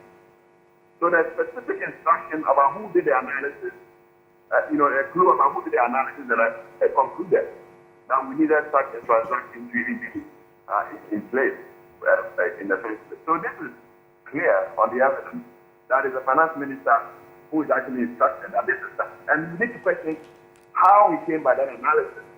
Now, for example, we would need to pay a company 0.75 cents on every barrel produced to be able to do, revenue assurance. We need to question that. We need to question how do we come by 0.75% of our gross output for revenue assurance. That is about a quarter of the royalty that the state gets from our gold production. So we cannot ignore these things and pretend that we don't know who is instructing who to do what. The evidence is clear on who's instructing these transactions are actually. In other words, Ken Oforiatta has loads of questions to answer on this. Let's not dance around that. That's a fundamental question an individual to ask at this point. So tell me, another piece of the breakdown of this expose, this documentary, is that these $100 million we're talking about, of course, we're in the grips of an IMF program, we're waiting $600 million. This is 1/6 of that amount. Note that. Again, we know that this amount is more than the allocations to a lot of ministries. 19 out of the 27 ministries in the 2024 budget of the Republic of Ghana by the Finance Ministry. The sum of money that SML is going to get as its profit or accrue from these deals. You also find out that the amount that will be paid to the company, as we have brought it to bear, is actually more than the annual revenue of, many tax handles, including the controversial e-levy. So you ask yourself, do we really not have the resources in this country? And with some of these deals, what really is happening? But Manasseh, I want to come back to you briefly on this point. There also is the thorny matter. Maybe a lot of people will not look at that angle, but you also look at the fact that when SML came out with these figures, there was media reportage on it. And I want to pin you down as a media practitioner yourself. In February 2023, SML Ghana made an even more audacious statement, moving on from the $1 billion claim. Now they were claiming that they had saved the state, to the tune of $3 billion. The Daily Graphic captured the story. In terms of media responsibility, before we put out such stories, I remember in recent times, for example, I have had issue with the tourism minister claiming that now the renovated Kwame Nkrumah Memorial Center is accruing 1 million Ghana cedis. Is it a day or a week? And I went there and asked a few questions, and I wasn't so convinced. But these are, at least that doesn't really involve, any underhand issues, as far as we know it. But what do you think about media reportage and sometimes getting down to the core issues before putting out such things? Let's hit ourselves. Let's hit home. Manasseh.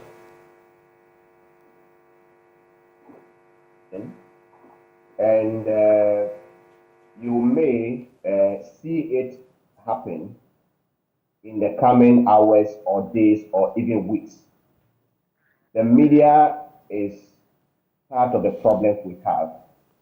I remember that a day after going to interview SML, I had journalists telling me, why are you worrying our people? And I said, who are your people? So my people say, you came there, you are just worrying them. I said, who are your people? And they mentioned SML. So the question is... Journalists from where? I'm unable to, I will not mention names, the media house, but they are journalists that I know personally, and they may be listening to or watching this show because I know they have so much interest in SML. The question you asked is very legit. When I read the story, I expected to see a justification for this audacious claim that $3 billion would have been lost but for SML operation. The next logical question you should ask is, how was the state going to lose it? How much was the state making, and how much are we now making? That says that, okay, you have saved $3 billion that is supposed to be lost. So if, for example, you saved $3 billion, if we're making $3 billion, then it supposes that we were supposed to be making $6 billion within a period.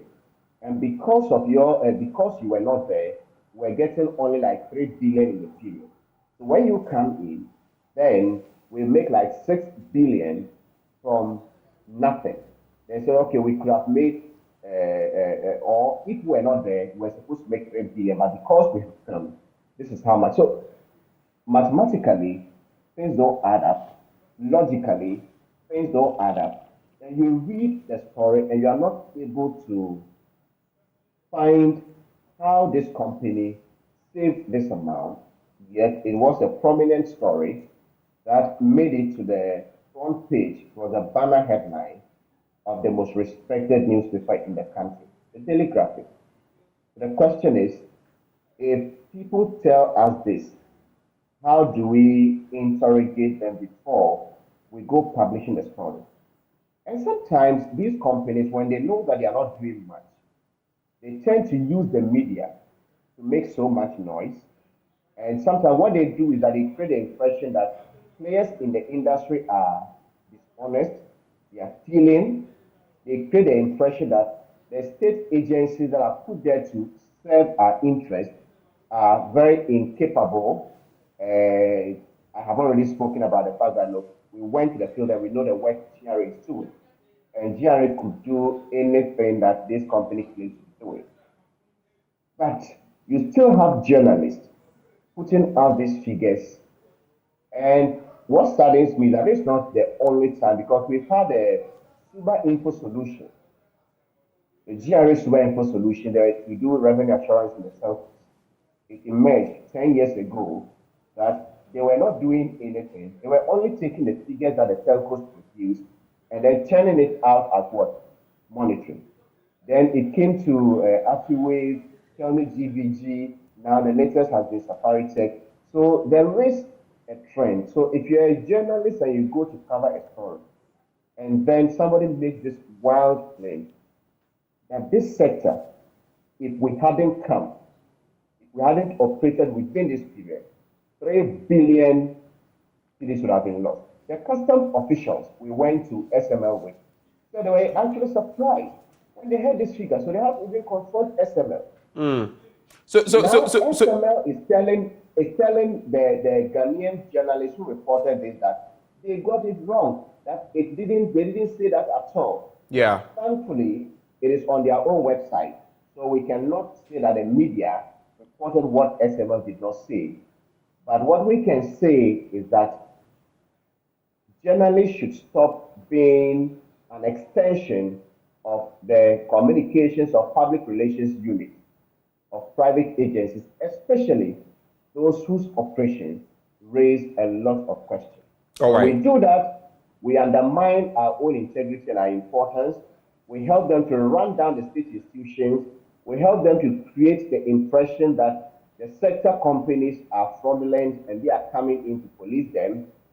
When you confront them, they are not able to stand by any of this. I don't think it would have taken rocket science for a journalist at that program to ask a simple question and get a response. Right, and of course, we know that there may be some who may be on the take or have personal interests, who may not be disinterested in the matter. I will not hide from it because it has to do with the media, who may not be disinterested in the matter, we all know it, and may put something out for personal benefit. But to what end? The final bit I want to put to both of you, I'll start with you, Benjamin Wache. So what happens from here? Ken Ofori-Atta in the middle of this picture once more. Daylight robbery, you tell me. There's the Office of the Special Prosecutor. As for the Attorney General, I don't know whether we can expect anything from there, but there's the Special Prosecutor. What would you say is the way forward on a matter as damning as this? Looking at the work of SML or the lack of it, then this contract expansion to even cover our gold.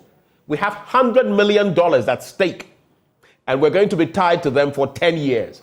What is the way forward? Special Prosecutor, what happens to Ken Ofori-Atta? 1.5 minutes each. Gentlemen, we have to wrap this conversation. I'll start with you, Mr. Benjamin Wache. Yeah, but I think, somehow official complicity has to be investigated. I don't know who will be interested.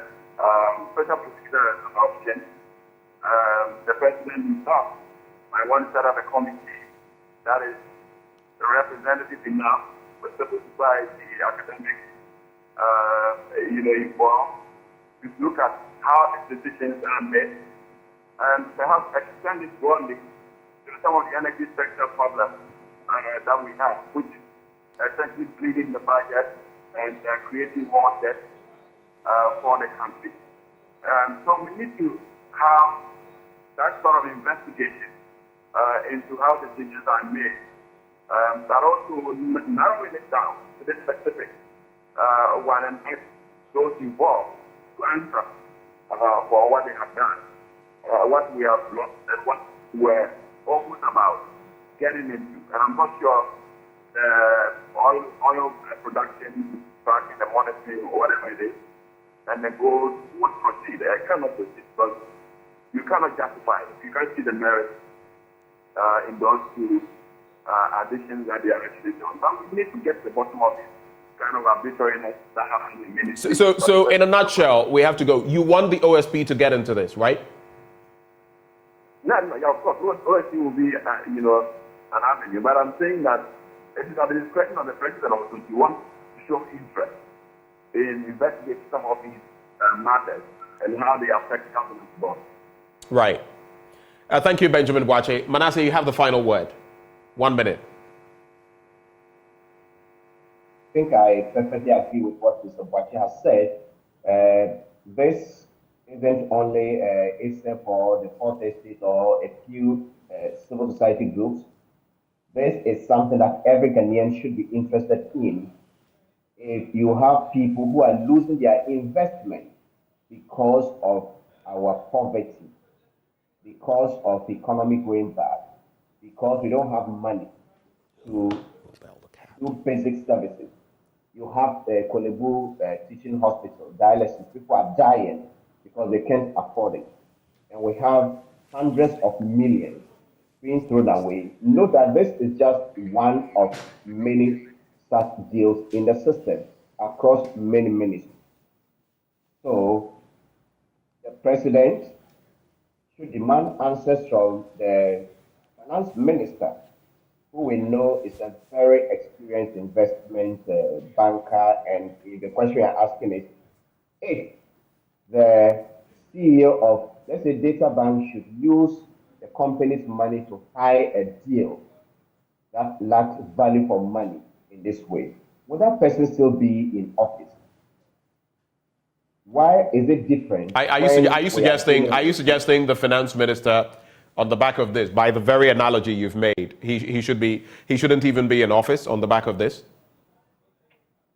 It would be for Ghanaians to decide, but for me, if you are a finance minister We are supposed to protect our interests in deals like this.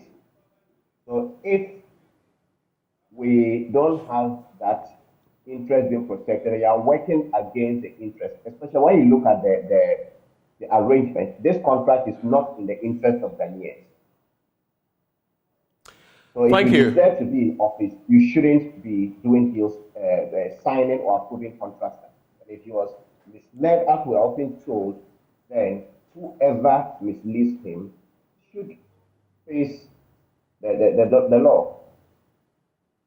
Thank you, Manasseh, for having joined the conversation. Manasseh Azure Awene, formerly with the Fourth Estate, a student now, as he puts it, and of course Benjamin Boakye, who is actually with the Africa Center for Energy Policy. So that is the tale of the tape. If you're scratching your head like I am, you're still trying to figure everything out.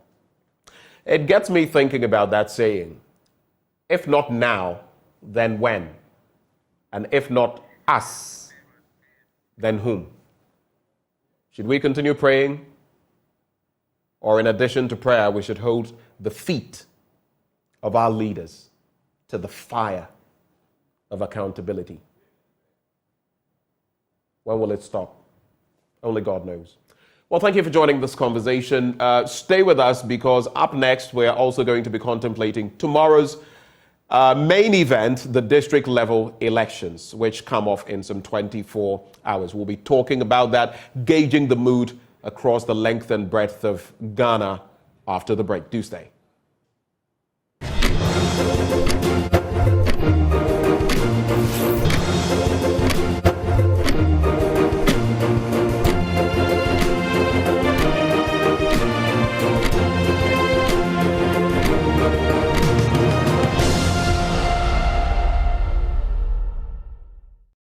My name is Ibrahim Tamimu from Zongo electoral area. Yeah, actually, on that D-Day, that is Tuesday, which is going to be the assembly election day, I am going out with my old boy, that is my grandfather, to go out and vote massively for a change in my community. I may say they've done their best by erecting or renovating that slaughterhouse around my area. Yeah, initially the surrounding was not good at all, and actually I have seen a change. Based on that, I will go out to vote. But my main challenge with them is it has been started and it needs to be finished. Yeah, so we'll continue with that one. Let's speak to Auntie. What's your friend saying? Anafo Stella. Anafo Stella. Election na be course no ube brana ube kwa kotoaba. Mbekwa kotopa. Ani ntina be kotoaba. Me pese ya ntu ado abano. Omo ye juma, ya pese omo ye juma amaya. Assembly members no. Enso omo ye. Enso ya pese ya ko vote ma mo na omo ye juma na maya na anya. Na dem poti pa na wo betimi de hunsa ase so wo mpotem say assembly members na ya ma. Assembly man waye juma. Wata afra na mo ye amukoye communal labor. Asafo juma no. Nti ya pese o ye juma nti ya pese ya nsan ko vote man. Na mo ye juma maya. Yo, gracias. Yeko Auntie, bacha wo so e froze. E femi Dauda Adiza. Cho. Banada ubukwa ko vote. Bacha ubukwa ko vote. Bacha ade.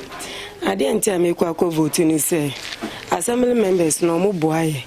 Because me area mo no assembly member na me wono otimi boaye pa because communal labor no ye but onya no send there ya obo nkrofo omo odi share tankers for some tankers for no brema ebe ma obia sorry atima ye djuma no tentem they say me say dana amonya ye omo ka say ye sorry say tankers for ba no amachi na ma sorry say me fie ni nyina ampa so anche bia na obe omo nyina be pie omo hu say o ma ye djuma but omo friend communal who say obia beda obeso me dem nko bebia omumbe ya me bibia enti assembly member no aye adwuma o area mu pa enti me born abaso e no timi jai in da krampo no ochin obia fichire echi e hwe because akronfo no mo high o area mu otimi ko boa ye pa onnam ho no hye ni black no ajai ni rofie onnam ho a o hwe obia fichire echi se ebia no ma akronfo bia embe high and then ya assembly adwuma so ya sade ni nyina nti ye da na ase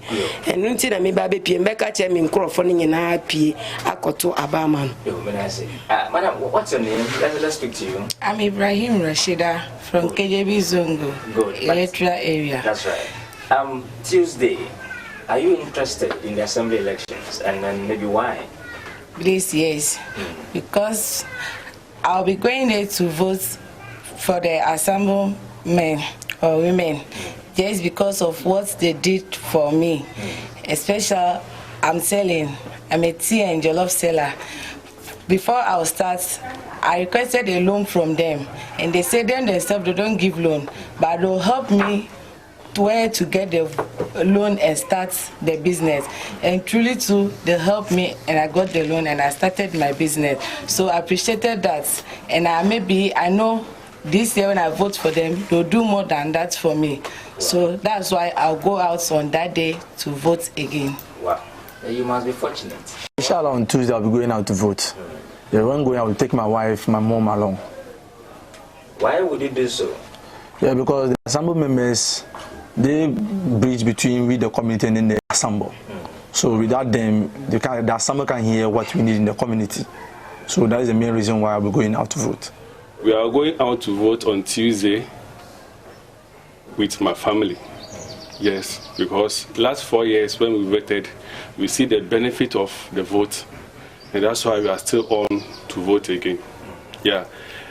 What I'll see and what I'll say is through that 4 years, the changes I see in KJB community, our new site in Zongo, somewhere we don't have the water and the lights. And many things will have challenges in our new communities, let's say the new sites. But these short 4 years, the assemblyman came, we solved that problems, and still on, we didn't finish it, still on doing it. So we are seeing that you have to give him that opportunity to do more. That's why we are still praying that if that day comes, we'll go out in our numbers and vote for him to continue the work. On the 19th of December, I'm on Okada rider, but the day I'll make sure I'll park the bike and go to house and call everybody to come and vote for my assembly member,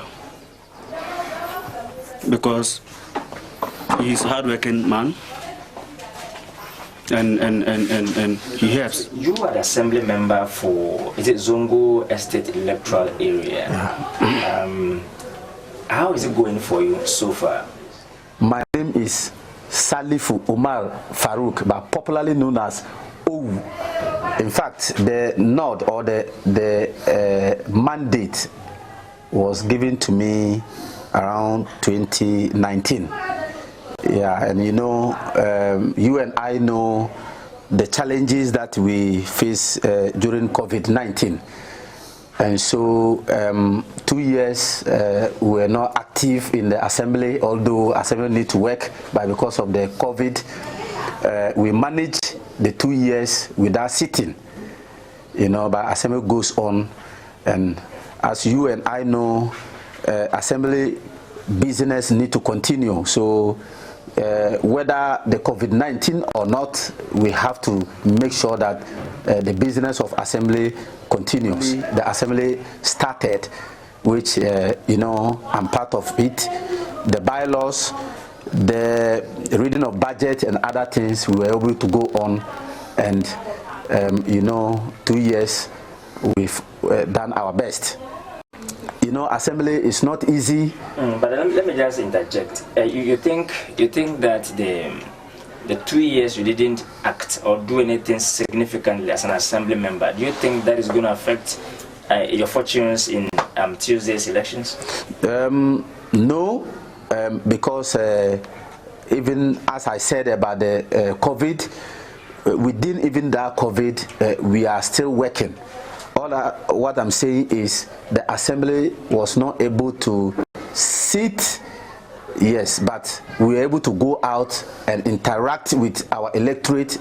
We are working outside, but the business in the assembly sitting, as the Peru says in assembly, that we need to sit at least in a year, 3 times in a year we need to sit at assembly. We were not able to get that one fully. We have been going for committee meetings, but not too active. Yes, but we still work. Looking at the euphoria, the assembly election is not like any other elections, the parliamentary elections and then the general elections. Would you advocate for political parties' involvement in all this, so that environment we see with the national elections also comes to the assembly elections? Would you? Thank you very much. As you and I know, when we are talking about local governance, especially assembly members, you know, is non-partisan.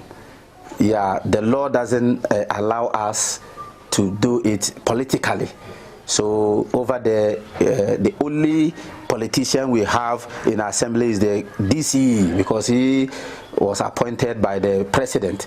So he's the only politician. But we assembly members representing our communities are not going there as other political parties, other NDC or MPP. We go there as a community representative to work for the community. But you and I know now in Ghana, everything has gone to political. That is my next line of question. Yeah. We know that some of you get the backings of your political parties you affiliate with, whatever. Is that true? Because that is a sensation out there that some of you are being sponsored by one political party or the other. Do you get a feeling to it? And do you associate with any other political party? Yes. If you want to answer that. Yes, I will say something small about it. You know, as I'm talking to you, I'm the incumbent assembly member. I'm the current assembly member here. And currently, my contestants, those contesting with me, are currently in the villages giving cutlasses and other things, Wellington boot and other things to our electorate, which, you know, assembly, they don't pay, but they were sponsored by political parties, you know. And so I will tell you that we still have political parties that, you know, sponsor assembly members openly to campaign as NDC and MPP. Yes, unlike me, you know, everybody knows me. I'm an NDC member, but representing community, I don't use that political flag, because I'm representing whether MPP or NDC, CPP, they are all in my electoral area. So what I will say is we have political parties or candidates currently being sponsored by political parties. Fine. Let me give you the opportunity. What one message would you have for your electorate, and maybe by extension representing almost all the assembly members, to your electorates in the various electoral areas? What message would you send to them come Tuesday? Thank you very much. You know, the message I have for my electorate is that they've all seen. They say see and believe, and they have seen it with their naked eyes, that with the challenges of even COVID in this era, I was able to work effectively. It's coming Tuesday, district elections, assembly elections. I will encourage everybody to participate. It is very, very, very important. Why? Because most of the problems we have in the constituencies, we have to address them through the assembly a member who will take it to the municipal for us. We have so much problems with street lights. Sometimes we don't even know who we have to talk to. We think all street lights must be addressed to the MP. But since we have the assembly member, we can take our problems to him so that he will also take it to the municipal for us. We need to encourage our people. We need to encourage people that they don't even vote when it comes to assembly elections to go out there and vote, because the assembly elections determines the general elections. Yes, so it's our plea that people will go out there to vote. But we're expecting massive voting. In fact, people must come out and vote. Some people doesn't seem they need to vote. And so this is the time that we need to educate ourselves about the needful, how beneficial it is to us to vote. Each and everyone should come out and vote, because it's them that sends our messages to the top. So if you don't vote for them and if you don't see the need of it, it won't help. Yeah, so I urge each and everyone to vote. The district level assembly is very, very important, because if you look at the people, it's not always that they will get access to the MP. So if you look at the community, you have a lot of communities within the municipality or within the constituency. So the district assembly will take care of the petty issues, the petty issues, and then some minimal construction things in the community, so that they will raise it to the district level or the municipal level, and then they will take maybe the MP or the MC will take it up from there. So I think the district level assembly is very good, very, very important. Well, here we are. So in some 24 hours, we gear up for the local level elections. Joining the conversation now, we have Oboni Philip. He is Dodo Aman from, he is with the Dodo Aman from electoral area. He joins the conversation with us this morning. Philip, good morning. Thank you for joining the conversation.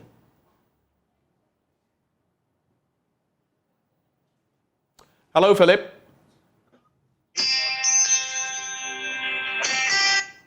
Good morning. Good morning. Good morning, Philip. Can you hear me? Yeah. All right. Yeah, I can hear you. Right. Yeah. So tomorrow we're lacing our boots for the local level elections, and we'd just like to find out what the mood is where you find yourself. But what is happening in terms of the contest tomorrow? How are things shaping up for you?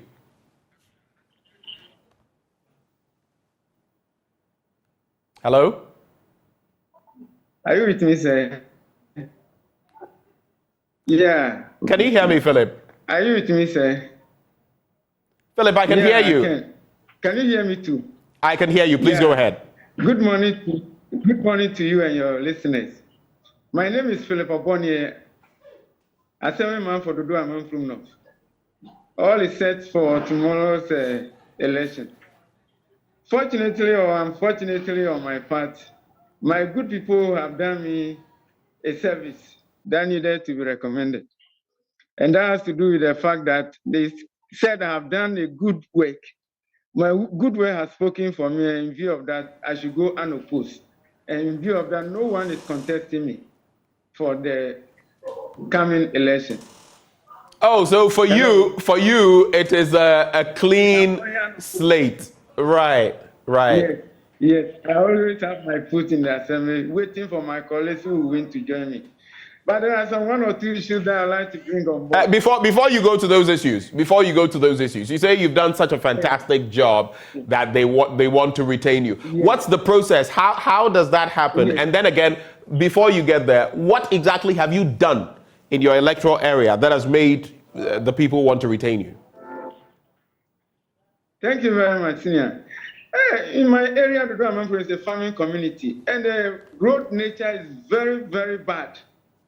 So I mobilized the community. We gathered stones to fill places that are sometimes termed as manhole, to get those holes filled, so that the market women who come to the villages or who come to the market to trade wouldn't have difficulty, even though the road situation is very bad.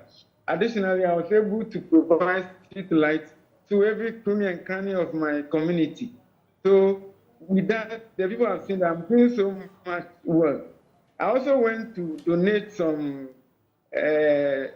dustbins to the following institutions in my community. The schools, the hospital that I have there, I did all that. And the people thought that, no, this kind of thing has not happened in the history of the community before. In view of that, they feel I should go ahead to have the second mandate, or for them to renew my mandate for me. Right, Philip, let me just find out from you. You say the roads are bad, you helped in the construction of the roads and the street lights. How exactly did you do that? Not even MPs are road contractors. So how did you manage that? I didn't say that I constructed road. What I said was that I went to the churches, beat gongo, and were able to collect pebbles. And where there are potholes and other words termed as manhole, we're able to fill those potholes. And that had made the road a bit motorable. And having seen that small thing that I've done, the people have seen that I've done a very good work for them, and therefore there's no way they will let me adjourn, and that they have to renew my mandate. How about the street lights? How about the street lights? Yes, I bought it my own self. I bought the street lights and have them fixed at all the vantage points. How many are we looking at? Oh, in the essence of 15. I see. And where did you get this funding from? From your own pocket? From my own pocket. From my own pocket. I see. Okay. Yeah. You were also saying that there were some issues, concerns that you wanted to raise. What are these concerns? Yeah. And the issue of assemblymanship is a very peculiar tax. It's more or less, it has some kind of financial ramifications or financial challenges. And so I would advise that moving forward, the government should provide some assemblyman's fund that will enable us undertake some of these projects that I made mention of our catalog earlier. It's not easy. You move from programs like funerals, weddings, Thanksgiving and church service, just to mention, but all these things, you can't go empty-handed. When people are even graduating, you will perform this work for them in the absence of the MPs. And our work is not recognized in the communities at all. So in the nation at all. So you want something like... The sector minister should at least lay some bill before Parliament so that at least assembly members should be captured under the Article 71 office holders, so that we'll be able to use that to propagate the good news of development in respect of the local government. Philip, there are a number of things to unpack. You think because, first of all, I would then ask you, why do you even want to be an assemblyman? If these are the responsibilities, if you think they are up to your neck, why do you even want to do this? And then again, is that justification? We've already had our problems with Article 71 office holders. You're saying simply because you are you offering to serve, or are you looking at the benefits in the end? Because no one forced you to do this, right? Hello, Philip. Yeah. Did you get what I said, Philip? At the point I'm here to serve, but at a point in time, you'll be faced with financial challenges. You go and say, oh, Honorable, what do you have for us? How are you going to do this road for us? Our street light is broken, price for furniture, schools need books, among other things. And all this comes with financial commitment. Philip, and if you don't have the financial mass, you can't go there. Is that part of your mandate? When you go to funerals, giving out the money, when you go and people are asking you for money and this and that, is that part of your mandate? Is it part of your mandate as an assemblyman? You are part of the community, so you cannot go there and then honorable and then you just go there. No, I'm asking, is it part of your core mandate? Philip, let's have a conversation. Your role as an assemblyman is clear cut. Giving out resources to people at funerals and all of that, is it written anywhere as part of your mandate? Oh, it's not written. It's not written. But you can't. So you can't use that as a basis to want to be on Article 71. So assembly mandate. Mine has to do with the developmental aspect that. I see. Philip, are you still with us? Talking about the development. It's applying of maybe street light, the fixing of some of the roads, even the. we're having challenges with Philip's connection. I would have also wanted to find out, there's been talk about salaries for... Sometimes you storm and other time. You have to go there. Let me like individual must show some kind of love, their victims. Well, I think we're missing out. We're missing out on chunks of the conversation because the connection is not the best. Yeah, Philip, I'm with you. Philip, hold for me. Hold for me. So listen, moving the conversation forward. I'd just like to find out from you. There's been talk about salaries for those in the local assemblies, among others, and that you get so little. Is that something you would rather advocate for instead of this Article 71 issue you're bringing up? But salaries, are you going to advocate for that, for higher, better salaries so that you can do more? Is that something you will look at? Yes, I think so, because we're only giving motorbike to facilitate our work. You know, some of us have so many communities, about 4 or 5 communities, that all this info under your jurisdiction. Committing to these communities is quite expensive. The motorbike alone, how do you go there? You can't just, excuse me, my words, to buy, just get water into the motorbike. No, you have to get fuel, among other things, maintenance and all that comes with cost. And so I will plead with the government to have a second look at it and at least give us something that will enable us to perform our duties more diligently. That is how I see it. Philip, we're grateful for your time and we wish you the very best in your endeavors. Of course, you are going without any competition, no contest in your area. We wish you the very best. That is Obonie Philip.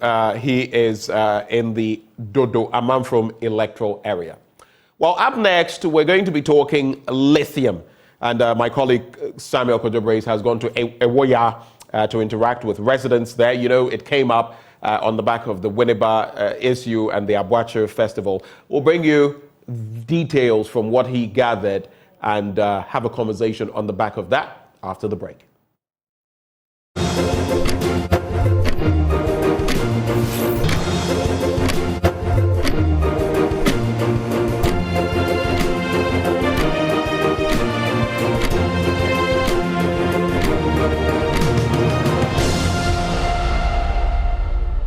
Yampa bonu yansa yegu nyina kyerede ye bompa de adwuma no kran po no ni ankrata asema wora aban oye mo ho no ihe de nkitanwude wora Atlantic wonye edi no wonye edi na akwa akiri okay oso yi se yen hu de aban de nkrata na mo ho nkoten da wonye betani yi ne mum ye hawa ne ye kam ne de 1% na abaso oba me na first of all mama abakra na abaso 10% na royalties na wetu wa fight onyo ayema ekodi 10% no ye je fine ebabo community no ebabo Ghana man abo mfant man nti ya da aban ho no ore ya de abako aban aba ewe ya se ye ni tioma enka professor Ben no yime we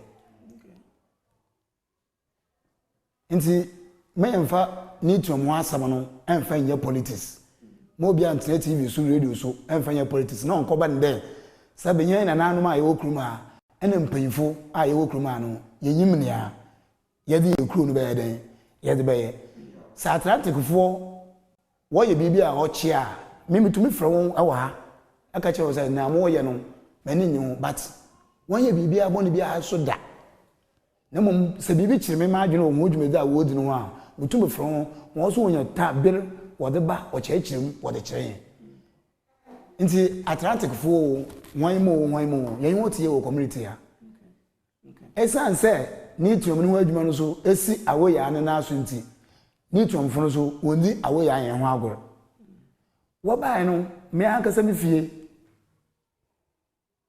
we training nkofo ba miensa sisi a wosan wo adwuma no mu a wo ye adwuma na nka ye adwuma bia chako business ne ye twendua ye we so omo ko obi afum na omo ko se nunua a ode ba shubiru na omo ne tenase enne ne kasa na omo assorting out omo tua naka wo ba community nka first nka dem time wo baba no uhu bia bande because of Atlantic community afam bobu wo kroma yi na sa wo ye leblo obi kura water flowers so yetu enaka. All right, so that's chieftaincy in Ewoya. I'm talking about close to the Mankesim area. So we're coming into the studio since we're speaking the local dialect. So what essentially was he saying? So he was saying that, I mean, since the company came in there about 7 years ago, they've employed some of the indigents there, and they see that at least there's some improvement. He was saying that there are people who are into production of charcoal. So once the company has come in there, they've trained some of them who were not skilled, so that they could be employed in there, and they've been employed. He said in his house he has 3 people who have been employed there. People are, I mean, their livelihoods have changed. He told me that, look, the company is a good social partner, because ever since they came, whatever they need, they call them and they do it. But they have a request that once government is negotiating all of these, that is the lithium deals, yes, with different entities. No, I mean with Atlantic. Yes, so I'm saying that government like Parari, AV, and others, and with them as well, they want something done. Exactly. What do they want? Once government has been able to increase royalties from 5 to 10%, free carried interest from 10 to 13%, of course, you can't keep the community levy at 1%. Okay. They're all demanding for at least 3%. For the community. Exactly. So he said so. I went to another community which is like about, I think, 15 minutes drive from Ewoya. It is called Krofu. You know, the lithium affects about 5 communities. So Ewoya is one. Ewoya's name is out. So it's actually present in those communities. Exactly. The 5 years. Yes. It spreads. Ewoya, I was told, has the highest land size. That's why the name is there. I think the mine is going to be established around Ewoya. I went to the site myself to see what, and I saw geodrill. I saw, cars that were labeled geodrill, and I saw people working there. So this Krofu chief also mentioned the same thing, that they want the community levy to be increased because government has increased royalties from 5 to 10, free carried from 10 to 13. Why do you keep the community development levy at 1%? So they feel cheated. They want government to increase it from 1 to at least 3, because they say, and again, they don't want government, because the Oya chief was telling me they've heard that government wants that 1% to be paid into the consolidated fund. That one, they disagree.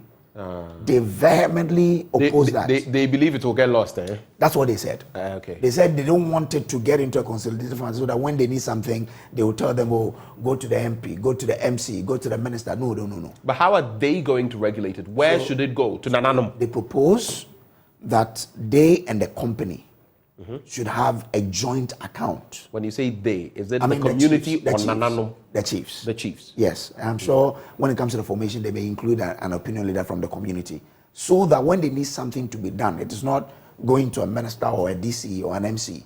They, the committee, will sit down and say, oh, we want to construct a classroom for this community. This is the money. Go in there and do it. They don't want any consolidated fund, anything with this. Okay, so I can understand what they're saying, but on the other end, while there will be suspicions about putting the money in the pool of the consolidated fund, or maybe giving it to the MP and the rest, how can we just trust them? Well, so that's another discussion that probably the community, the state, and the company can have. How do we manage this? Because to them, they don't want the situation of running around people just to get something that belongs to them. Because you say that this is for the community and the development of these communities. And look, Ewoya doesn't have a school. The children walk from Ewoya to Salt Pond to school there. So they're even anticipating that once this is coming, at least there will be a school for Ewoya. Krofu has a school, but they have a bad road linking Ewoya to Krofu. It's like a path, a footpath. Because if 2 cars are coming, 2 cars cannot bypass each other. You have to stand at a certain, because when we're driving there, I said, what? This is a road leading to Krofu. It's just a small path. So they are looking forward to something like that, helping them construct a road, between Ewoya and Krofu. Right. The chief of Ewoya told me that Atlantic Lithium has actually presented a contractor to them who is to construct their road from the Sawpond Junction, from Ewoya Junction, which is on the main road, to Ewoya. I mean, that's what he says. So their demands are two, that you have to ensure that you increase the development levy which is coming to us, and two, where the monies will go is something that they don't want the consolidated fund. So maybe a discussion as to how they want it managed. They even don't want it to get to the assembly. Okay, and that means they have their suspicions about the money being diverted, right? Yes. And not serving the purpose of the community. But then I'm sure others, like I've raised, who also have concerns about the money getting to them. I think it's all about ensuring that you have a robust system so that no one can bypass transparency. The system. Transparency is one. But I'm curious, especially with lithium and everything going on and everyone jumping onto the bandwagon of conversation. I'm curious, are they also looking at responsible mining? Yeah. Are they looking at the sustainability of all of this for future generations? Yeah. We are, in many ways, in terms of our mineral resources, we are consuming what is meant for the future today. Yeah. Are they looking at the ravages of Galamsey so that doesn't happen to them? Yeah. So all of them, all the chiefs I spoke to, all the people I spoke to, I mean, talk about the way this is going to be mined. They want to, for example, for the people of Krofo, I think there has not been that much consultation with the people. So you listen to them clearly and it tells you that we need to be educated more. The chief looks like he's been briefed by the company, so he probably understands what's going on. But a briefing from the company, with all respect, the company will say what you want to hear and paint themselves in a good light. I'm not speaking against or for any company. I'm just saying. Let me bring this in. I heard that there's an NGO called Friends of the Nation. I know they are in Takrady. They said last week Thursday they were there to do community sensitization about this lithium mining, the dangers it poses to them, what they can do to ensure that they get the best out of this. And so they're all talking about how it's going to be mined. And when it comes to how it's going to be mined, I saw geodrill. And when you see geodrill, it sort of tells it, because geodrill is a drilling company in the mining industry. They do a lot of work in Ghana, Burkina, Mali, and co. So when I saw them, I was like, oh, okay, maybe this is not, but the illegal mining we are thinking about, because geodrill, when geodrill is involved, then you know that it's proper drilling they are going to do. But look, you cannot leave anything to chance. So the community would have to demand the best of, protection. They are aware that when you start mining, the future generations are to be protected. So the chief of Krofo mentioned that they need to educate the people, because a lot of the people in Krofo are unskilled. They have not been to school. There's no training. So if you are even going to look for a job, you are going to create jobs. It's difficult. You have to look at how you can absorb the unskilled people there and look at how you can train the next generation of people. So, I mean, I heard people talk about scholarships, how you can train the younger people of the communities to be able to take advantage of the mining and also prepare themselves for tomorrow. So, I mean, in Ewoya, I was told of people who have been trained and have been absorbed. But in Krofo, I didn't hear people say, we have been trained. And in Ewoya, was that on the back of Atlantic? Yes. The group doing the mining? Yes. So I was told that, 7 years ago when they started, I met one young man whose story I'm going to tell later. Said, he was picked up with some number of people. They were trained in how to be relevant to the operation, and they were employed. And he says that, he's paid well. That's what he told me. He mentioned an amount that he received. I'm not sure I can put it out here. But yeah, when he said it on a nominal value, you think that, well, this is not a bad salary. But like you say, we're looking at the environmental sustainability of it, and that is something that the people need to be asked. Because you don't want them tomorrow to come and crying, look, and it's destroying our water bodies, if they have any, it's destroying our land and all of that. Because yes, we're talking of, and I was saying right before we came on, we have history. Yeah. Look at Obuasi. Look at Prestia. Look at some of these mining communities. Yeah. Okay? Yes, they may have some things going on, but you go to some of them and they are like ghost towns. Yeah. So mining it can be a good thing for the community, and sometimes it can mean really nothing. So the chief of Krofo mentioned these communities. So look at Obuasi. Look at, he even brought in where we have diamond, Akwetia. Akwetia. And gave mentioned some negatives that are associated with that. And they expect that, he says clearly that we didn't start mining today. This is not the first time we're going to mine. So we have to take experiences of that and make sure that we do something different for the people of Ewoya, Krofo, and the other communities. So it looks like they have a plan. They are saying that they are aware, because when you go to the communities, they've marked some of the buildings that are to be demolished. So to them, they anticipate that they will be relocated. But where are they going to be relocated to? What are the plans? How are you going to do that? How will it affect them, and how are you taking care of? Because again, for the landowners, they tell me that they have not spoken about land at all. Wow. Yeah. So they mentioned that they have not spoken to the landowners about how much they're going to pay them. Compensation and all of that. And they are waiting for that. They say they want the company to come to them to tell them. So in Krofo, for example, I spoke to one landowner who said, so I'm not selling the land to you. You have to tell me how many years you're going to mine, and then after which the land will revert to my family, because by that time I would have been dead and gone. Right. Is the land going to revert to my family or what? So they want that conversation to also happen. So one, how much are you paying us as compensation for taking our land?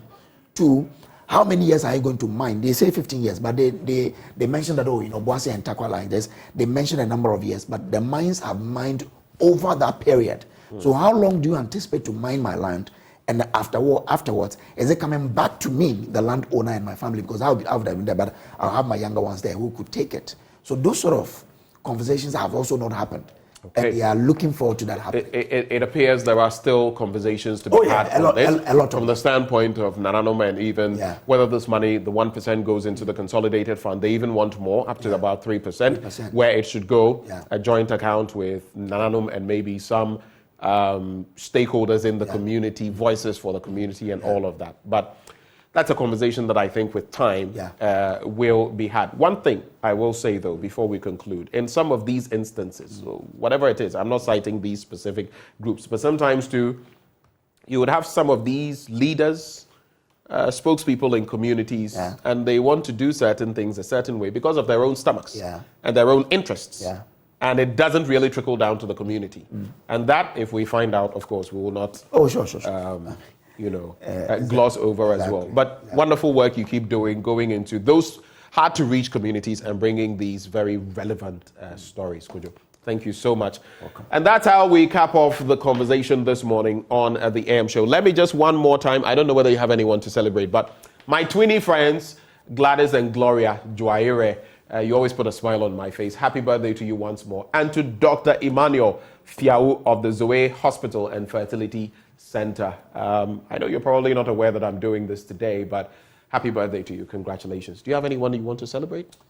I mean, all our viewers, probably. Anyone celebrating a birthday today, we celebrate you. And that's the note on which we cap off the AM show this morning. My name is Benjamin Akakpo, and I've ended it with this gentleman who, when I'm not available, he is more than able, Samuel Kojo Brace. Do stay tuned for Joy News Desk up next.